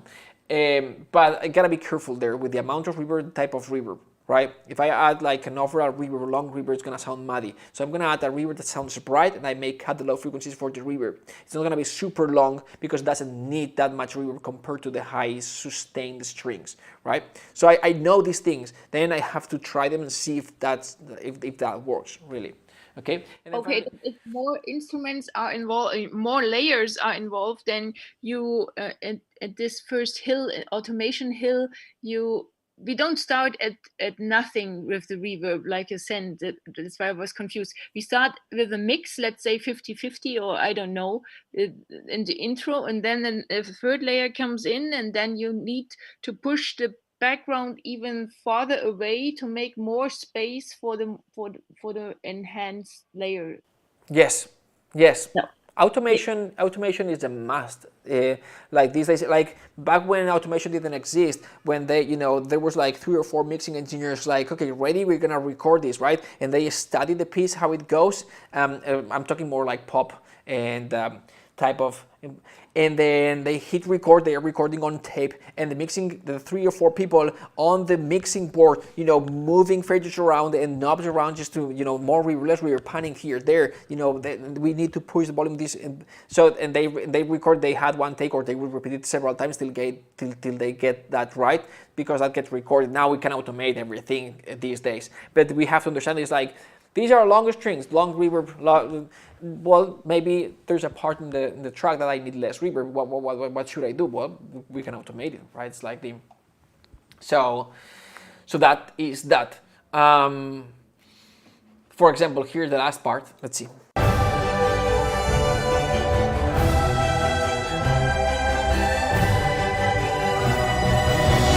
So this part is simple, right? We've got a trumpet with a melody, we've got all the movement, the rest of the orchestra with the short notes, and then we've got this like melody, counter melody, trumpet with trumpet section, horn section, trumpet section, horn section.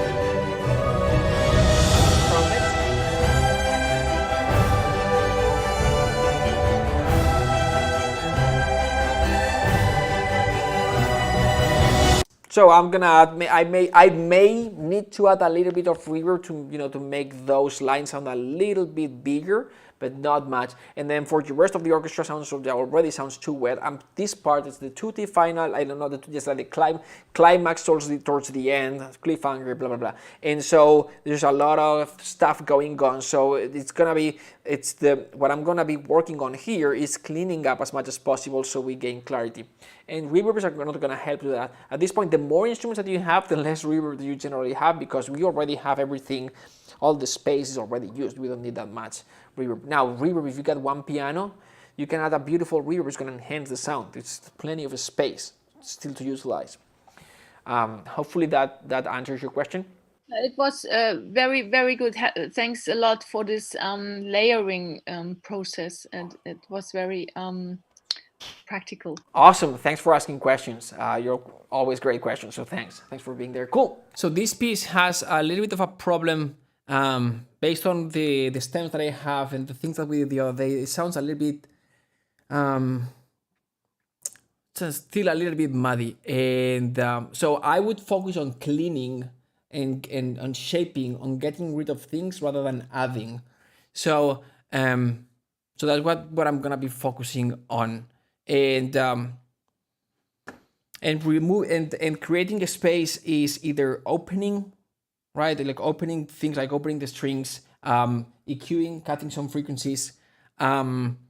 It's removing some parts if you have to remove them, bringing down the volume, some parts if you have to bring them down.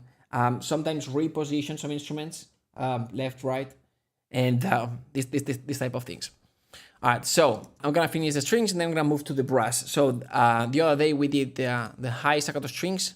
We started with the strings long high, and then we talked a little bit about this. We're gonna finish the low strings and the pizzicato strings, and then we're gonna move to the brass.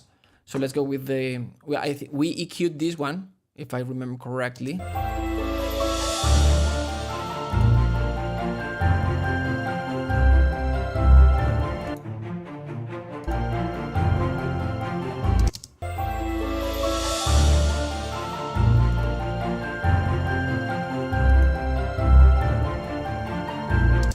I think we can make this sound a little bit thinner. Let's use this one instead. API waves, which work great for cellos and lower strings in general. API. Yep. Let's see.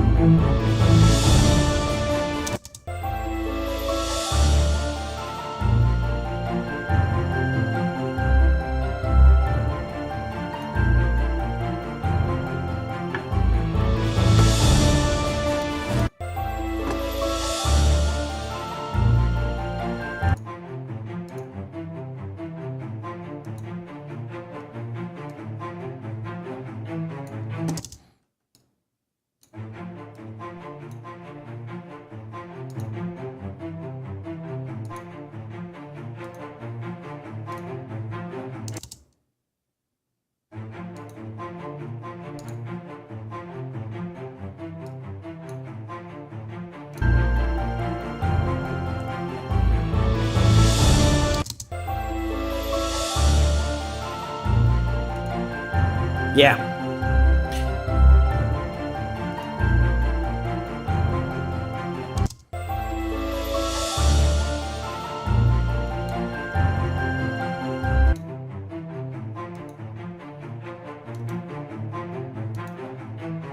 So if you pay attention, just how it cleans the everything around the sound that we really want. We just want the cello's definition, like that. We don't want all the noise around, like the boomy part of that. We don't want that. That's just check out how it cleans that stuff around the thing that we want to hear. So that's without.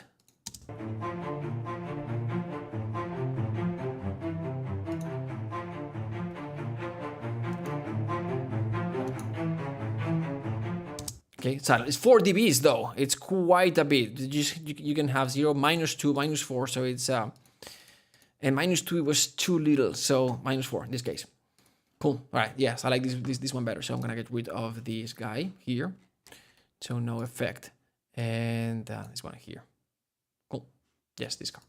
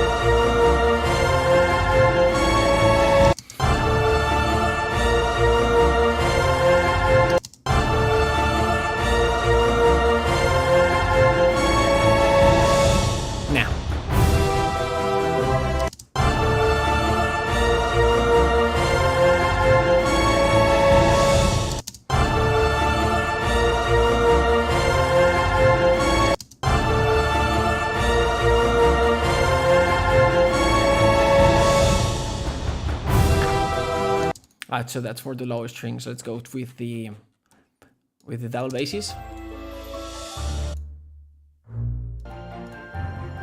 So I'm gonna create a bass here. It's gonna be a mono bass here. It's gonna be add effect track. It's gonna be a mono track, and I am going to insert max bass, mono, and then it's gonna be cool, add track, and then what I wanna, where is it? Max bass here. I want this one down there. All right, cool. It's gonna be max bass. It's gonna be red. Oops. It's gonna be red. One more time. Okay. And we are gonna invert the phase because I found that it works better to do that. I'm gonna go here to racks, and then we wanna see pre. So it's the filters, the gain, and the phase, which is here, and we're gonna invert the phase 180. I don't know if you saw. Yeah, you saw that. Cool. And this is gonna go like this. We just wanna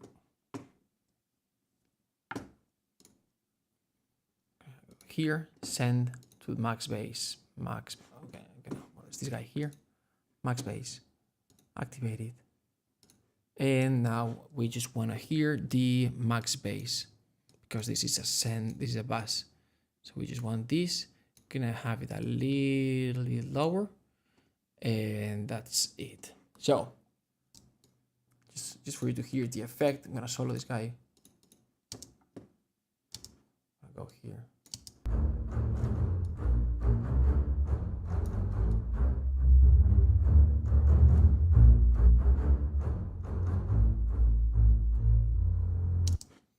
And this is basically this Pro Q3.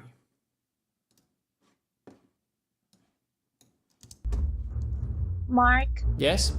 this is Molly. What is that phase? So a waveform, right? Usually it's more complex. But if it was like a simple waveform, it goes like this and like this. So inverting the phase is just inverting. So just inverting the waveform and by 180 degrees. And so instead of starting like, for example, going up and then down, and then just inverting it 180 degrees. So it starts down and then goes up, and it's just flipping the phase. Sometimes it's a technique that it's very commonly used. It's in any like mixing desk, like mixing board. Every channel strip will have one button to flip the phase. And it's important, especially when you are tracking a band or an orchestra, where you are placing multiple mics, depending, like if I do this, you can hear a phase problem at some point because the distance, like the waveform is the same, but it's captured, but because it goes up and down, up and down, up and down, and it captures depending on the distance. It goes in here, starting down or up, or here down. And if at some point it's captured, at some point it's inverted, then I'm gonna have phase problems, and because I have two mics connected, right? And so it's gonna cancel each other. So if I had this problem, it's not that because of a deal here, but if you are tracking an orchestra and you've got like 80 mics, and then you can have phase problems. The easiest and fastest way to try to solve those problems is to flip the phase of that mic that is causing the problem. And the second solution is going in there and moving the mic a little bit to try to solve the phase problem.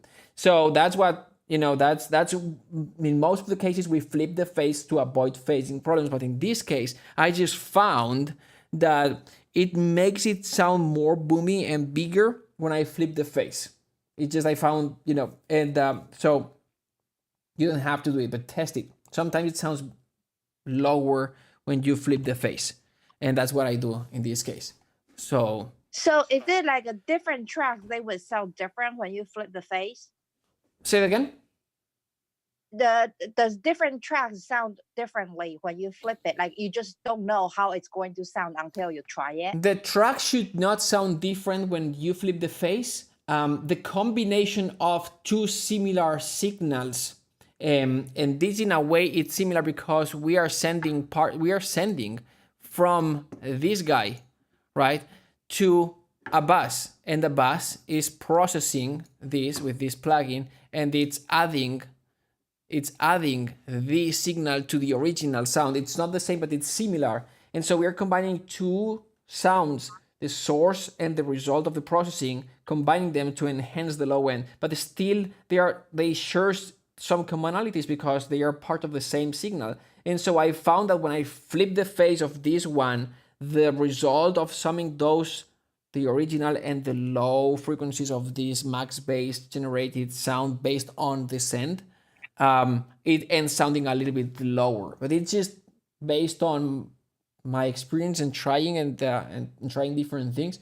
I just found that flipping the phase sort of gives a sense of lower. It extends the subsonic frequencies, if that makes sense. Okay. So and you said which which plugin would that be called? Is it just called phase? Like, because I use Logic, I'm not sure what it would be called in Logic. Oh yeah, there are I don't know if you can flip the phase in Logic in the Logic mixer. I think you can, but if you can't, there's gotta be a plugin or a utility. I think there's a utility in Logic to flip the phase. Like, I don't know the exact name, but it's if you Google flipping phase, Logic, the full. Yeah. Okay. I'll do that. Yeah. It's called you can use it on the one on the utility. It's called gain. That you can okay. Cool. Sorry, Marc. I can't quite see it, but you use max bass via send, right? Not via insert. Yeah, in this case via send. Cool. Thanks. Where was this phase flipping that you did here in Cubase? Say again. Where did you flip the phase in Cubase? Right here up there. So in the mixer, if you add here racks, how do I do this? Nope. Wrong one. Yeah, I see. Mm. Yeah, right here. So if you go to racks and you have to add this guy here, pre-filters gain phase, and then and then it's gonna add this guy. It's gonna add this guy. Okay, cool. Thank you. You're welcome. You're welcome. Cool.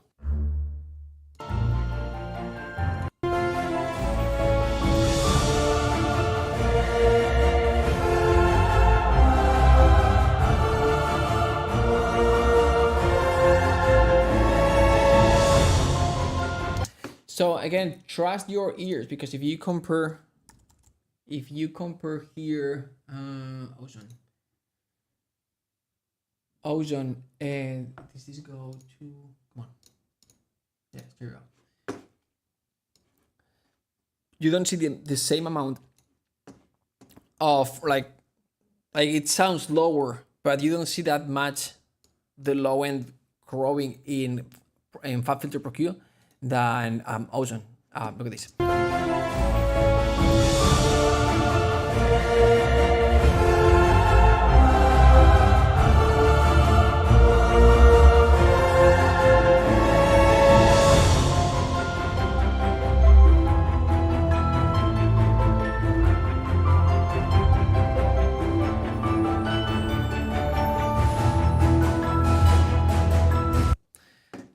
So anyway, trust your ear for these things.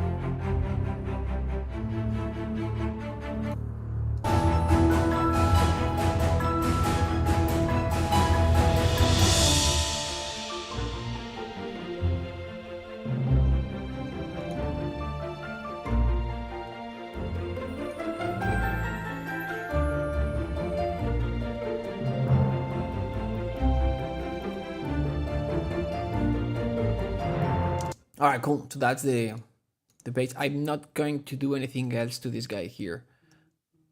That's all. Pizzicato strings.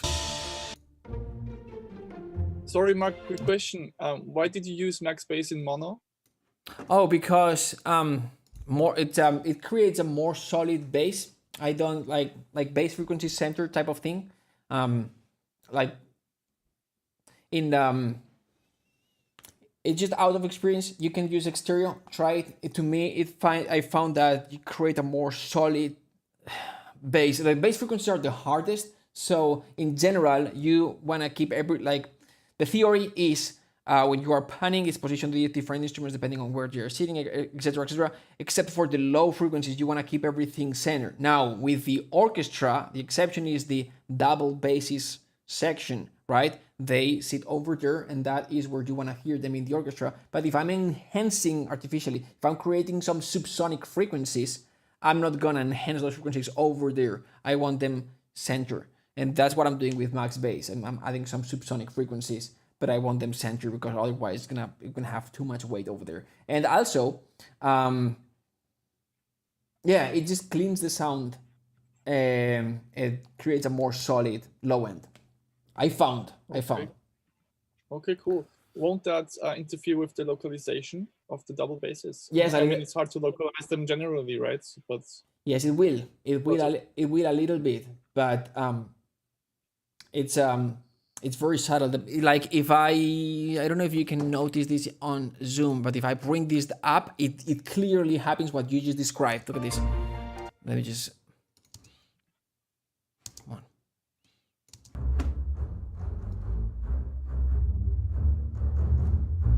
All of a sudden you can hear them here, and then all of a sudden, boom, you lose them. Yeah, they went outside. Yeah. Yep. Ah, okay, that's actually a cool effect. Okay. Yeah. That's.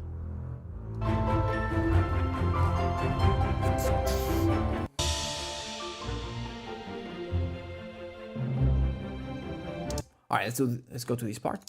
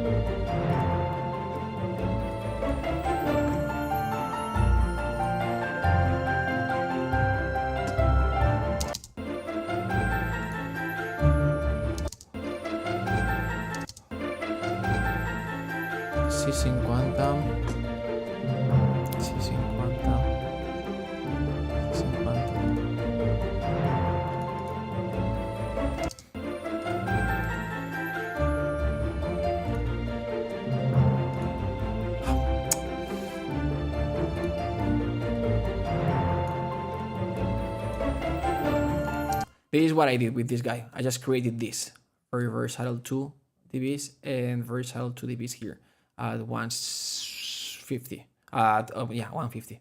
That's what I did with this guy, and it sounds like this.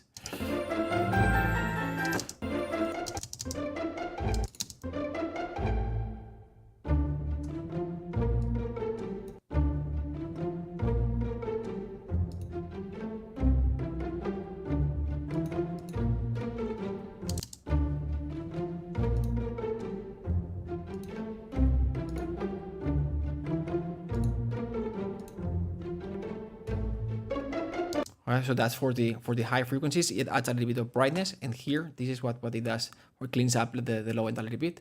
Sorry, this one cleans up the low end a little bit.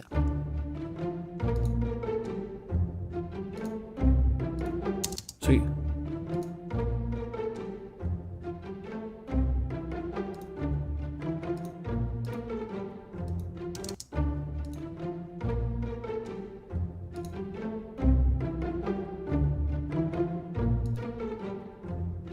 So this is very effective. This guy, the API, sometimes a little bit too much. So what I'm gonna, I did 4 so you can hear the difference. So it's gonna be 2. All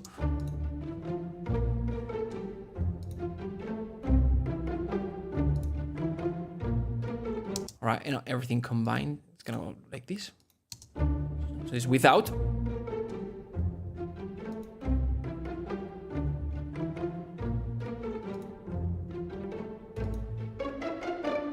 All right, and now we are gonna so in a way we are removing a little bit of the mid-low end, and now we are gonna enhance the subsonic frequencies because I want this to have. This is an ensemble patch. I wish I had the double basses separated. I don't. Still, I'm gonna enhance the subsonic frequencies with a little bit of send to the max bass, and it's gonna go like this. Sends, max bass, activate.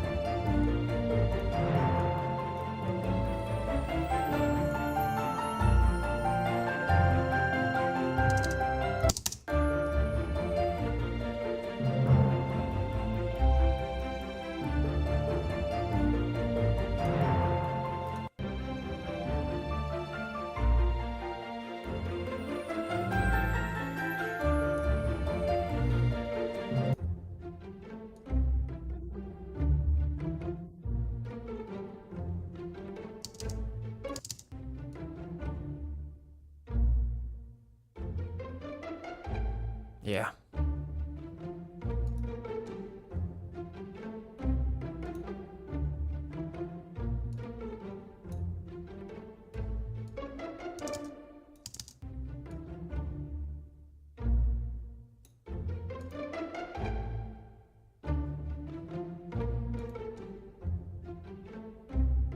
So what you wanna try to what you wanna pay attention to obviously is the for the boom, not the the boom. Every time that's the boom, I'm gonna switch in and out so you can hear the difference.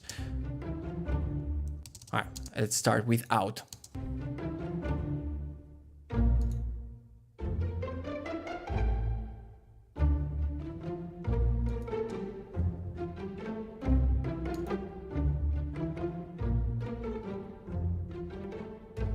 So it's subtle, but it's there. All right, so we've got this.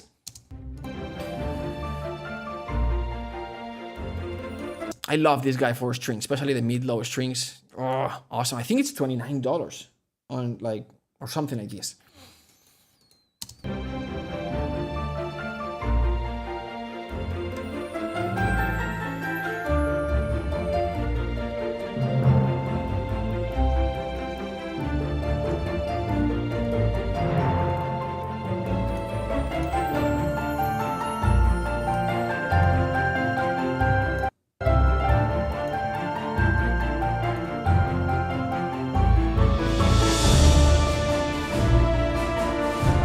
All right, so this is a first pass to the strings. Now we are going to do the brass, and then the biggest thing is going to be when we start automating things, because there are many things that we can do in this section to enrich, to enhance the music, especially like featuring the piano, those 3 little notes, and then this part, we've got the pizzicato strings, then we've got the piano, and then we've got the celesta. So this part we can do a lot, and that's what I mean when it's creating a space. It's more that it's like, yes, you can remove a couple dBs of EQ in that frequency, but if you literally, it's just okay, cool. It's easier to get rid of an instrument that you don't want to hear at that specific point, or bring down 2 dBs the entire thing, and then bring it up, automating it.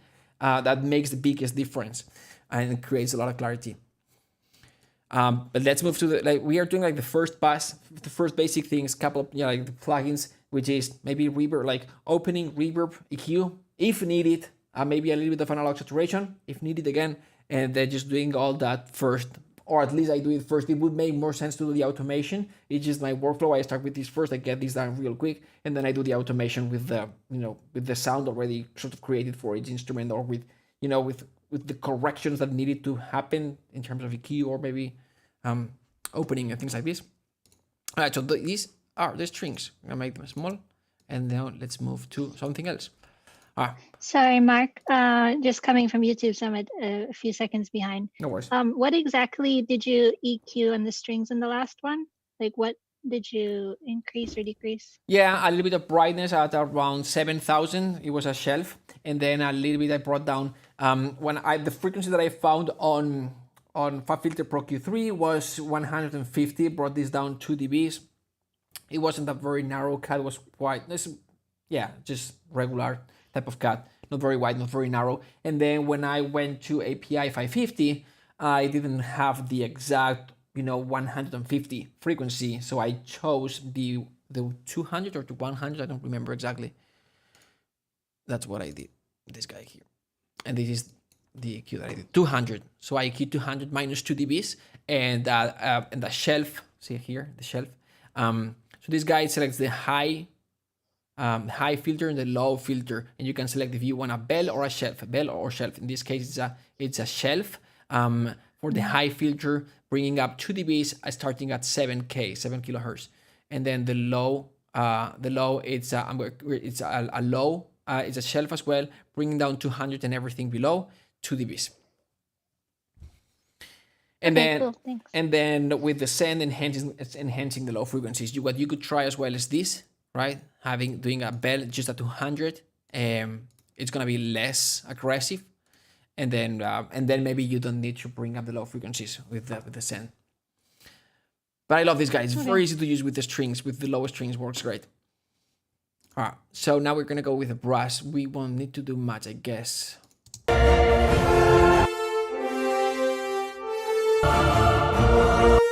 There's a ton of reverb there already.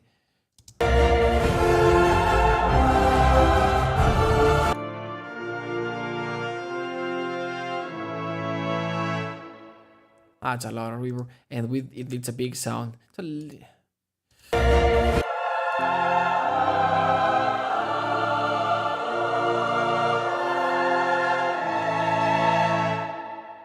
Whoa, that's a lot. All right, cool. There's a lot of reverb there.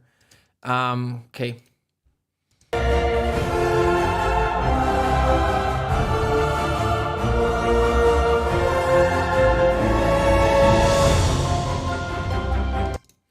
Now let's see.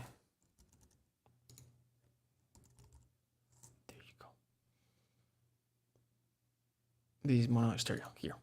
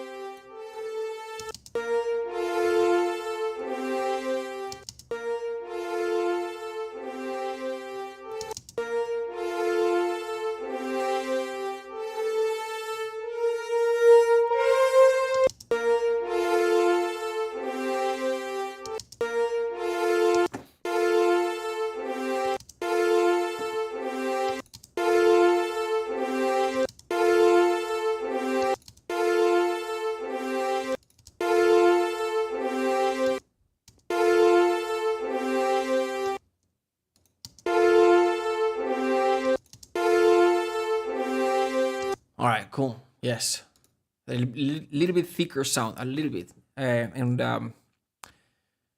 thicker and wider, a little bit, and then API again. Let me see. API is true. A little bit too bright.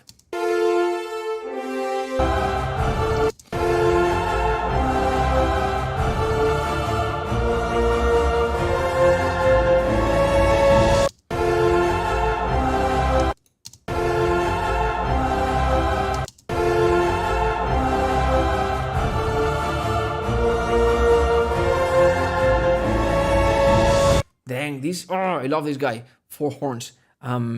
It doesn't make that big of a difference, especially when you are soloing, but when you are listening it solo. And I recommend you do this. These are this threshold, basically. And just be very, very silent. But when you bypass it in the mix, it makes the earlier version without using this sound a little bit more plasticky or like a little bit more fake. This, it's like, makes it sound more like a real brass section type of like horn section.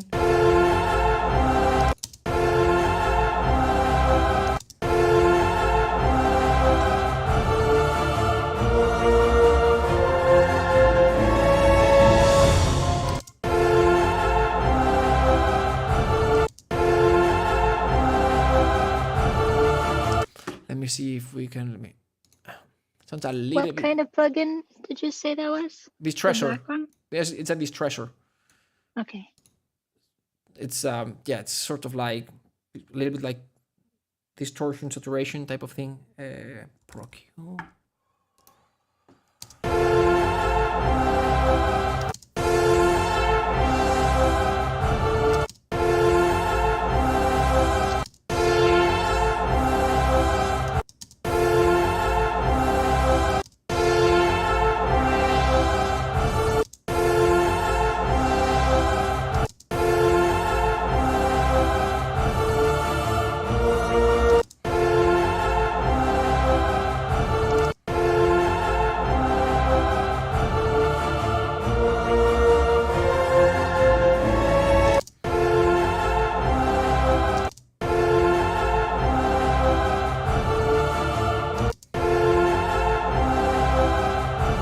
No, I don't like these that much.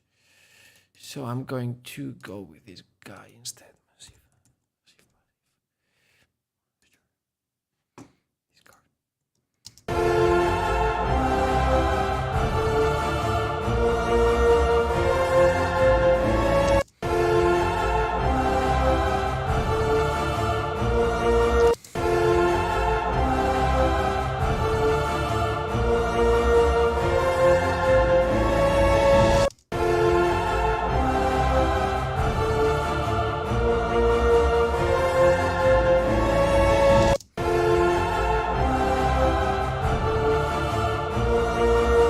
So when I'm bringing this up, even though it looks like I'm bringing up, I'm actually cutting because here's boost cut. And so here I'm cutting frequencies, okay? So what I'm doing is this. What I did is finding the frequency, like the high frequency that was making it bright that I don't like. It was too bright. I want to darken it a little bit. So I found where it's like, oh, I don't like this. And when I found it, it's like, okay, it's around 15. And now this obviously bypassed. And now what I'm doing effectively when I'm bringing this up like this, I'm actually cutting, okay? So that's what's happening. All right. So down, yes, down here is flat, and up here is cutting. Yes, Simon. Hi. Could you maybe give me another distressor plugin you can recommend? Do you have that works kind of, because I don't have any UADs? Do you have anything you can recommend? I don't know. To be honest, I don't know. I don't know. I have Pet Filter Saturn. All right. I don't know if it works. I have used it for bass guitar and stuff like that, and drums. I'm not sure if it works for brass, actually. Worth giving a try. I want to try that, yeah. I can let you know. The alternative with brass, it's not that it's treasure. It's not as aggressive as an effect but I love it and I use it very often as well with brass, is the NLS. This guy here. And for brass, I usually use this one for brass. Cool. It's not the same, but it works great. Cool, thanks. No problem.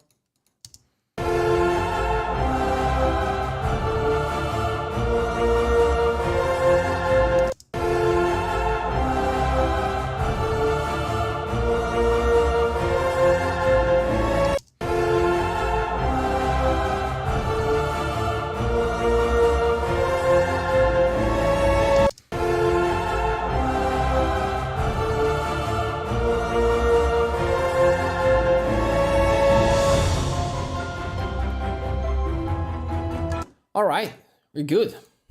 We're good here. We're good. All right.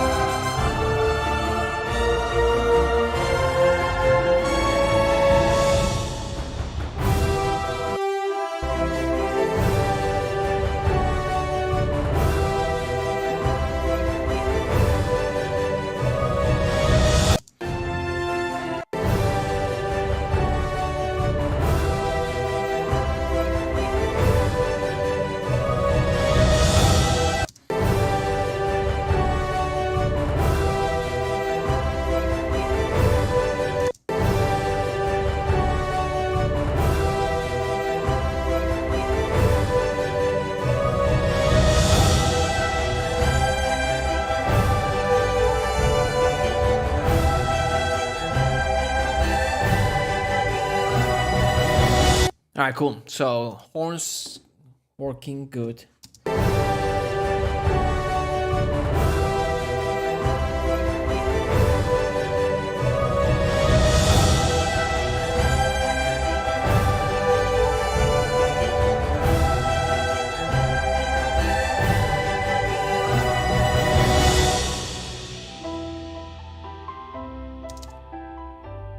What just happened?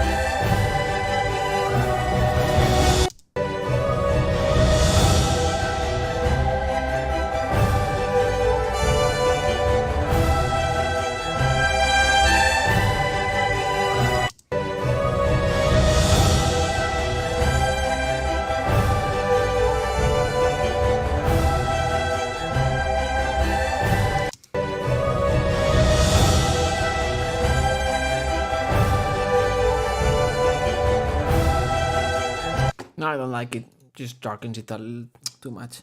Let's see.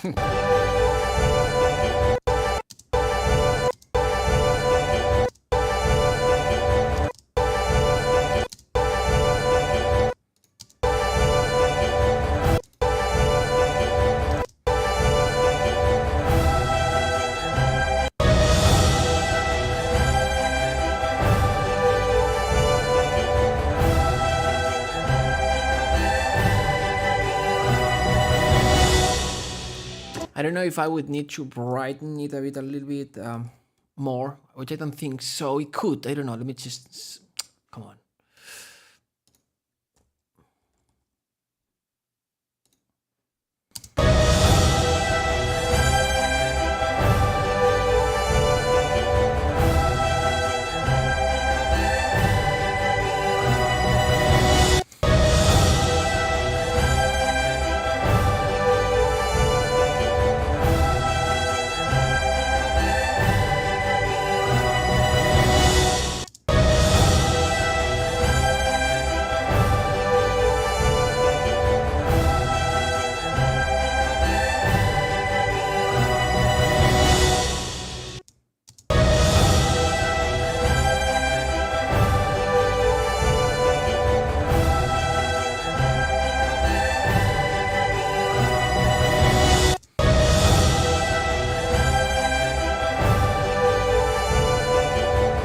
Yeah, maybe we can. Maybe we can.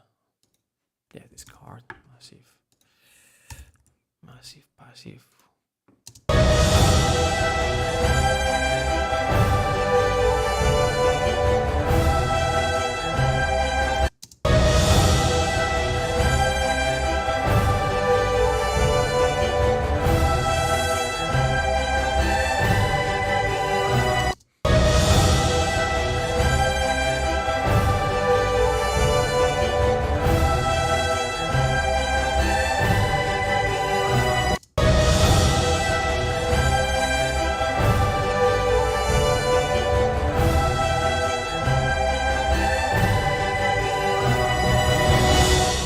Yeah.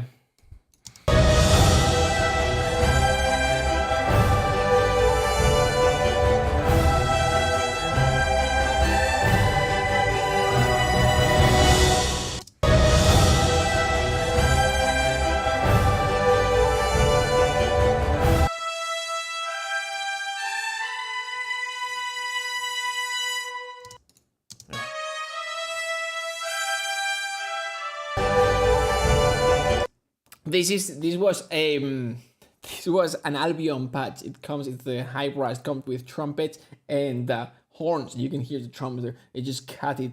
In my template, I'm cutting quite a bit the low frequencies of the horns are a little, but they are there if you.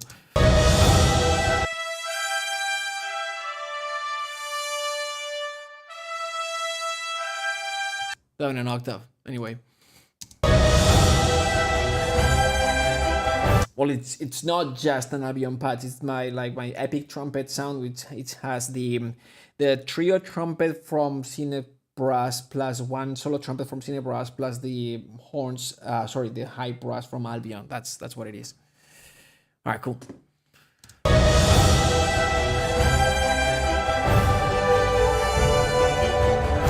Maybe we can automate a little bit of reverb towards the end for that last note. It has a ton of reverb already. Let's see what we can do.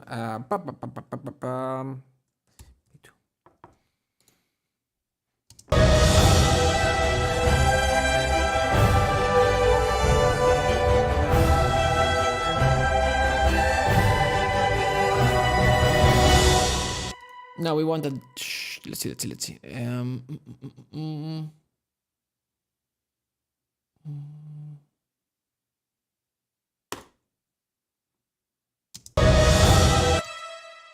Yeah, that's a brighter reverb, and we're gonna make it even brighter here. Oops, with not cutting this, and instead we'll cut the low frequencies.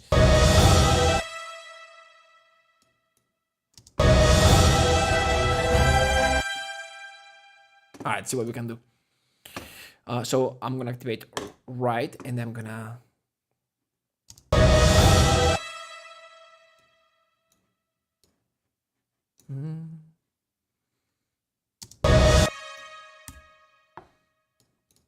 So start with, we don't want to have any reverb.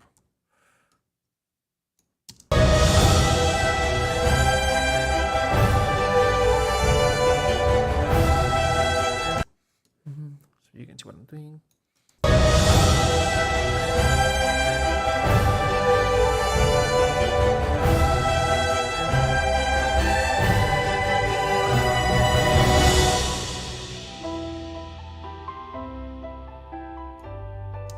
I can do better here.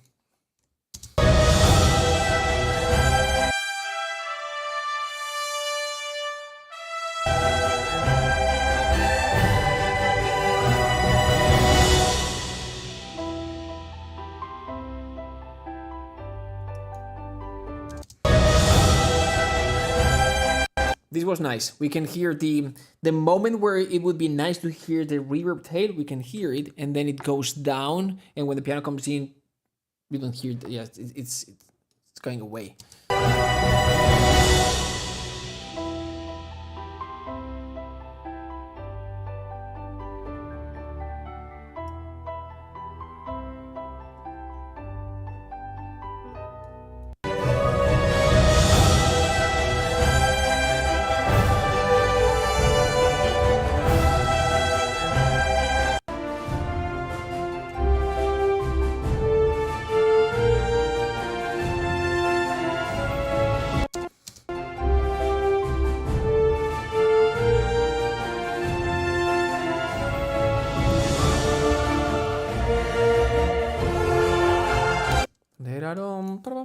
We need, so basically background, right? It's just like a counter melody here, so we don't want to hear it that much. Pushing it back a little bit, very, and then here we are featuring it a little bit more. We want more definition. No reverb here, no need to.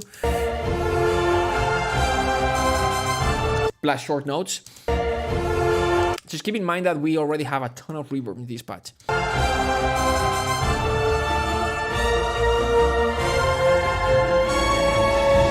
And here we were just gonna go, it's gonna work right here.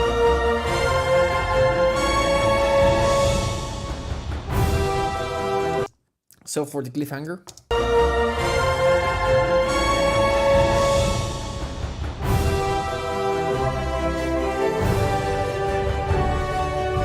All right, cool. So that's trumpet, and then we're gonna do the rest of the brass, and that is it for today.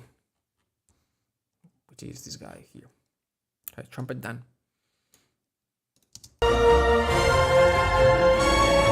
Did I get rid of the brass track? Where is it? When did I get rid of it? There you go. At this point. So copy. Paste. Mark. Yes. This plugin you were just using, that was a reverb? Yes. Okay. Yep.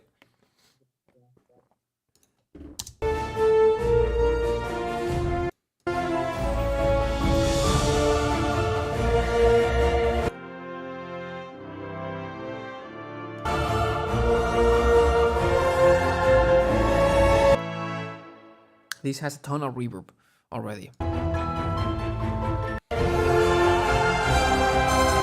I am going to have another bass here. It's going to be epic reverb. Epic. And every time that I want to create, it's going to be...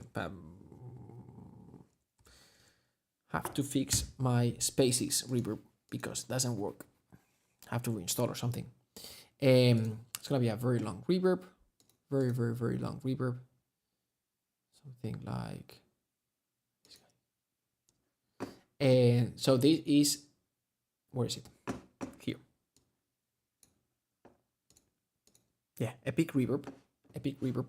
So every time that I want something to sound super, super long, I'm just gonna create a send here, and I'm gonna go to that epic reverb right here. So in this case, for example, I'm gonna activate right. That's a long reverb. So I'm gonna bring it up towards the end. Get rid of this guy. It's gonna be down here. Okay.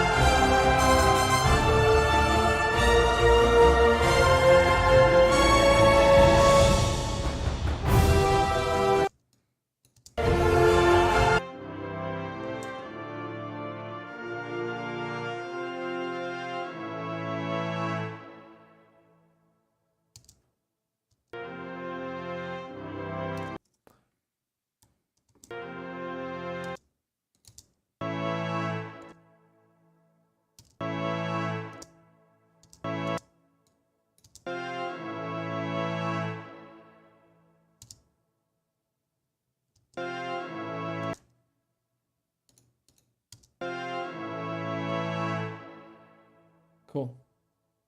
Ah.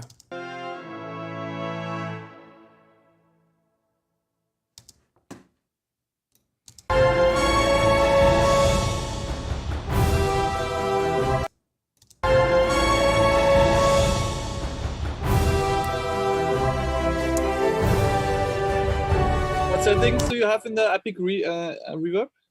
At the moment, I just have the brass.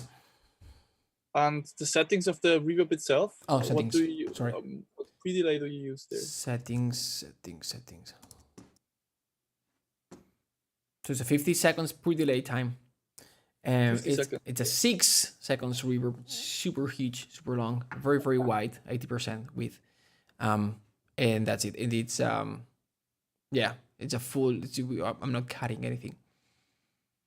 It's a very, yeah, it takes a lot of space. So I'm just using it for like a cliffhanger maybe at the end. All right.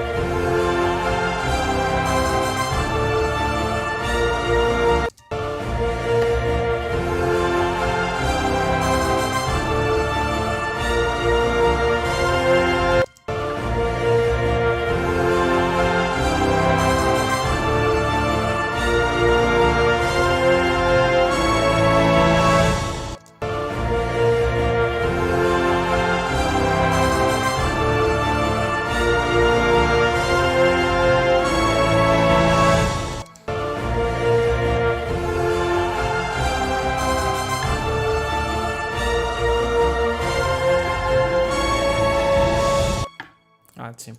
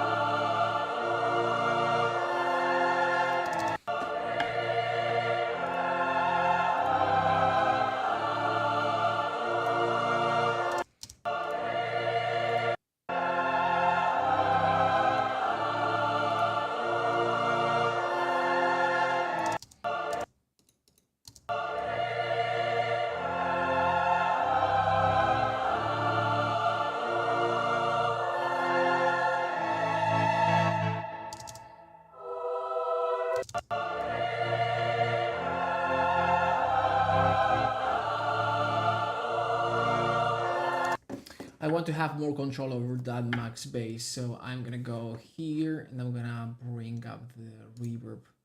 1 second, let me see. Oops. Mark, a quick question. Is that, which vocal library are you using? That was just Requiem. Which one, sorry? Requiem, ADO. Oh, very good. Is that your main go-to library? Usually it is, yes. It's been for a while. Very, very nice. Yeah, thank you. Yeah, it's very simple chords. And I think what makes it sound a little bit nicer is that it's just the brass, same voicing, same. They go together, to like Lord of the Rings type of thing. I'm gonna bring up 15 dBs, the max bass bass. I just did here. Oh, you saw it here. Max bass bass, 15 dBs here.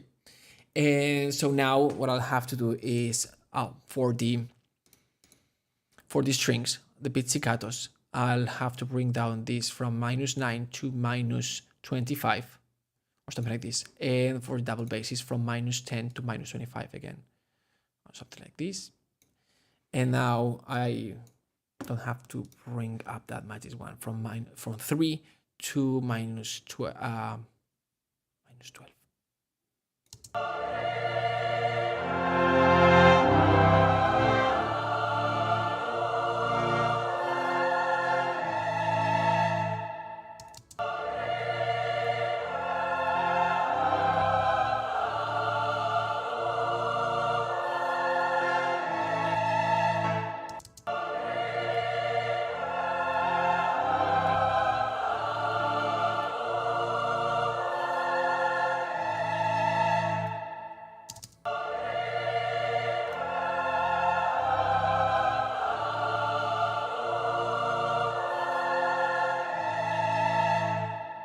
All right, cool. This sort of works. And now I'm gonna.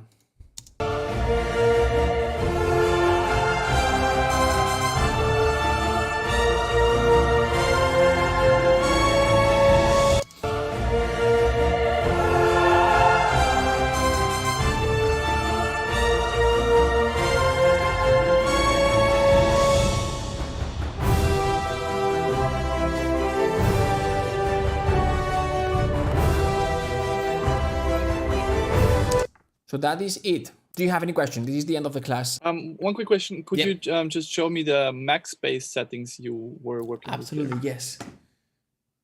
I could have refined this a little bit, but basically what I did is first got rid of the original bass. I just kept max bass because it's like, this works like a reverb, right? It's like a reverb percent. So this is the guy. And then you can go with this. And then I brought this down a little bit just to enhance the subsonic frequencies a little bit. That's it. You can try different curves, frequency. All right. That's sort of it. Oops, right here. Okay, cool. All right. Perfect. Thank you. No problem. What reverb did you use, Mark, for the Epic reverb? It was 2C Audio B2, the plugin B2 from 2C Audio.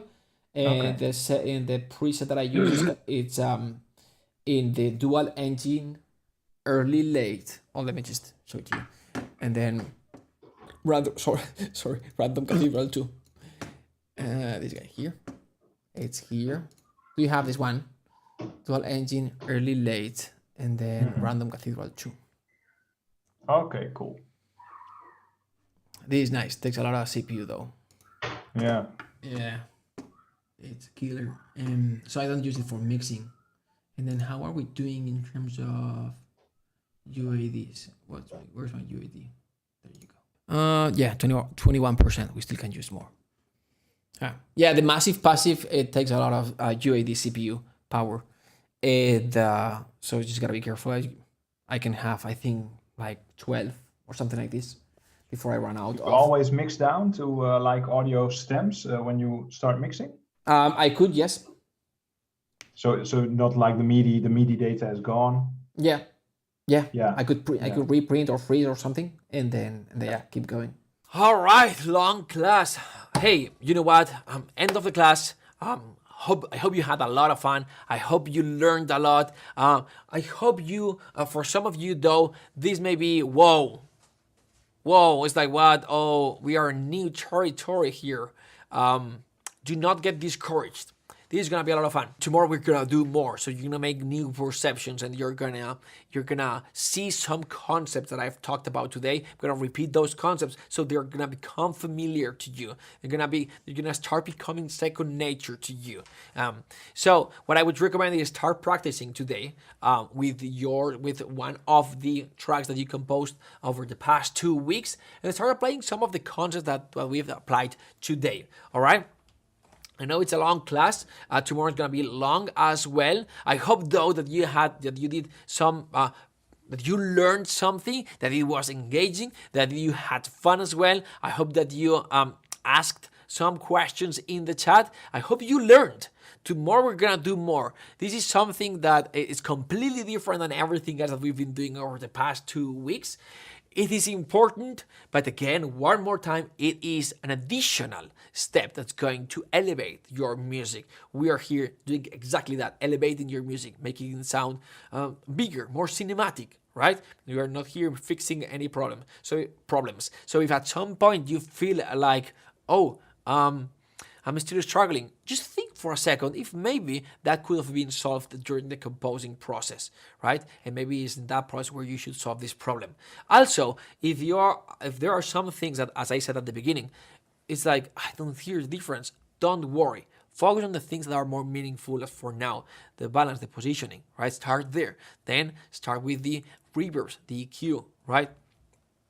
All right, again, one more time. Thanks for attending. Thanks for staying till the end of the class. This is gonna be awesome. Tomorrow we're gonna do more of this, and on Thursday we're gonna do mastering. As always, I say thanks for attending. Check out the calendar for more master classes happening in the afternoon this month and next month. And that is it. I will see you tomorrow.